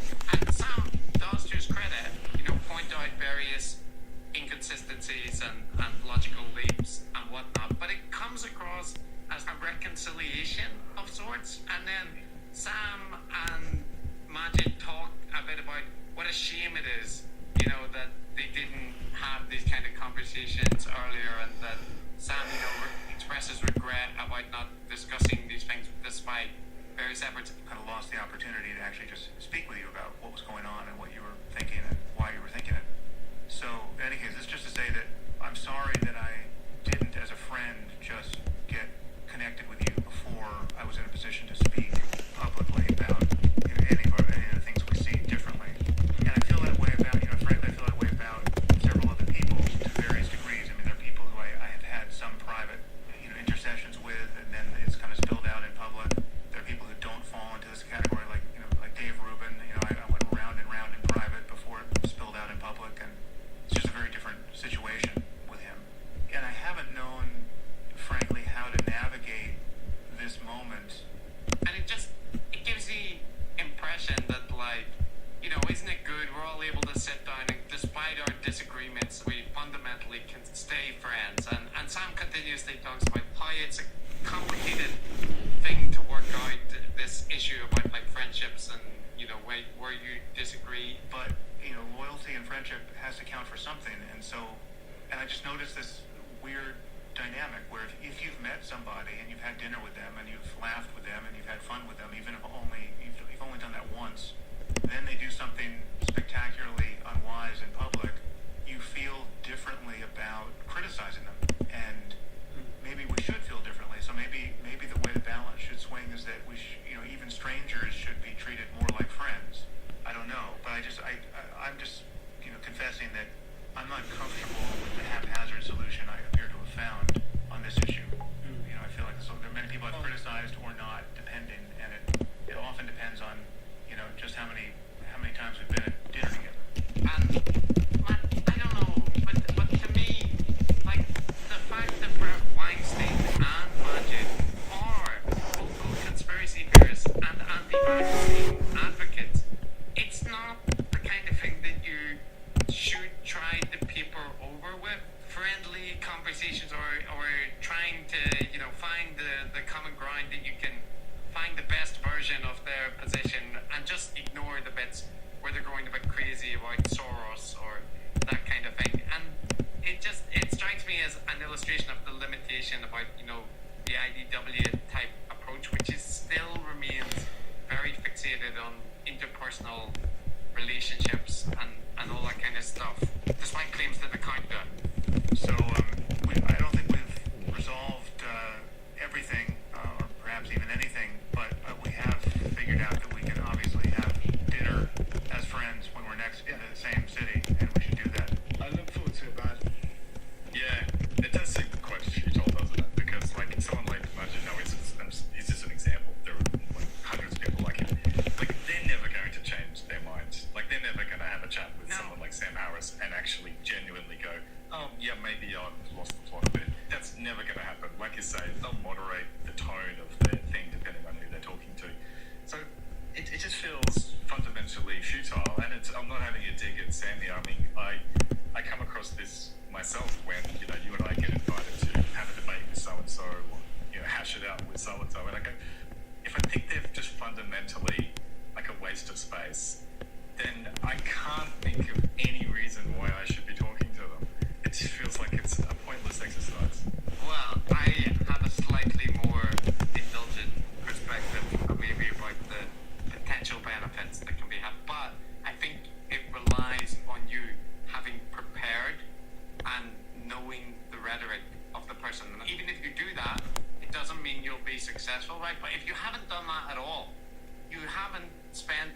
night to go through the person's views and common arguments, you're going in completely blind then, and they can say, I didn't say that, or, you know, whatever, and you don't know, right? And it is a constant amazement to me how many people have these kind of confrontations or like debate things, but they don't do basic research about who the person is or what they've said on a topic. And it's really common.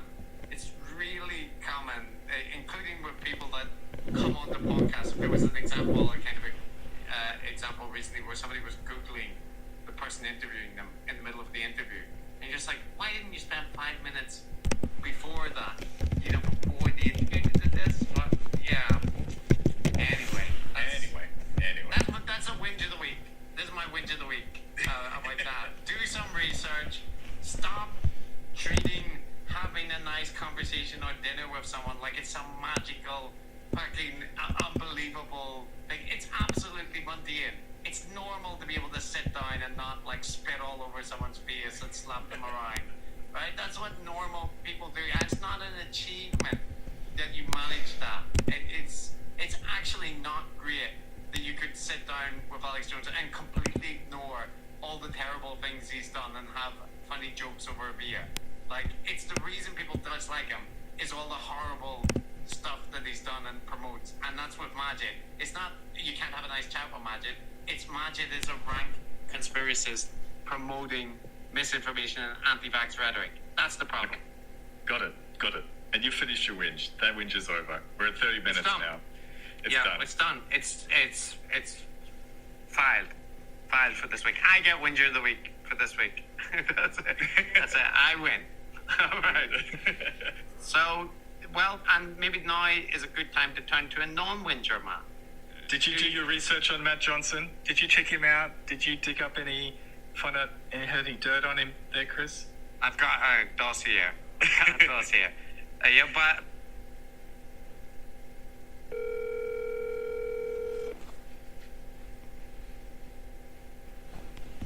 Hi, Anthony. Hey, how's it going? Good. How are you doing? Good. Good. I got my meeting in half an hour. Oh, wow. What? You know, we were supposed to have a guy come out between 8 and noon yesterday to fix the phone. Yeah.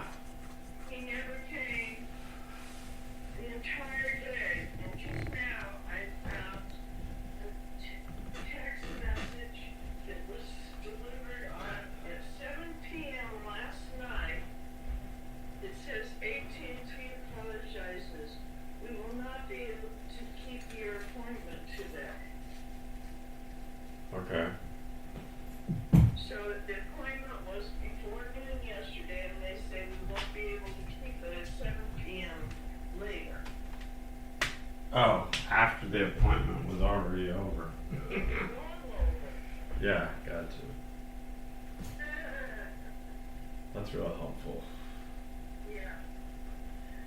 We waited all day. Didn't go anywhere. But when I phoned to ask why he wasn't here at 1 p.m., they must have been told that, oh, we'll be here by 6 p.m.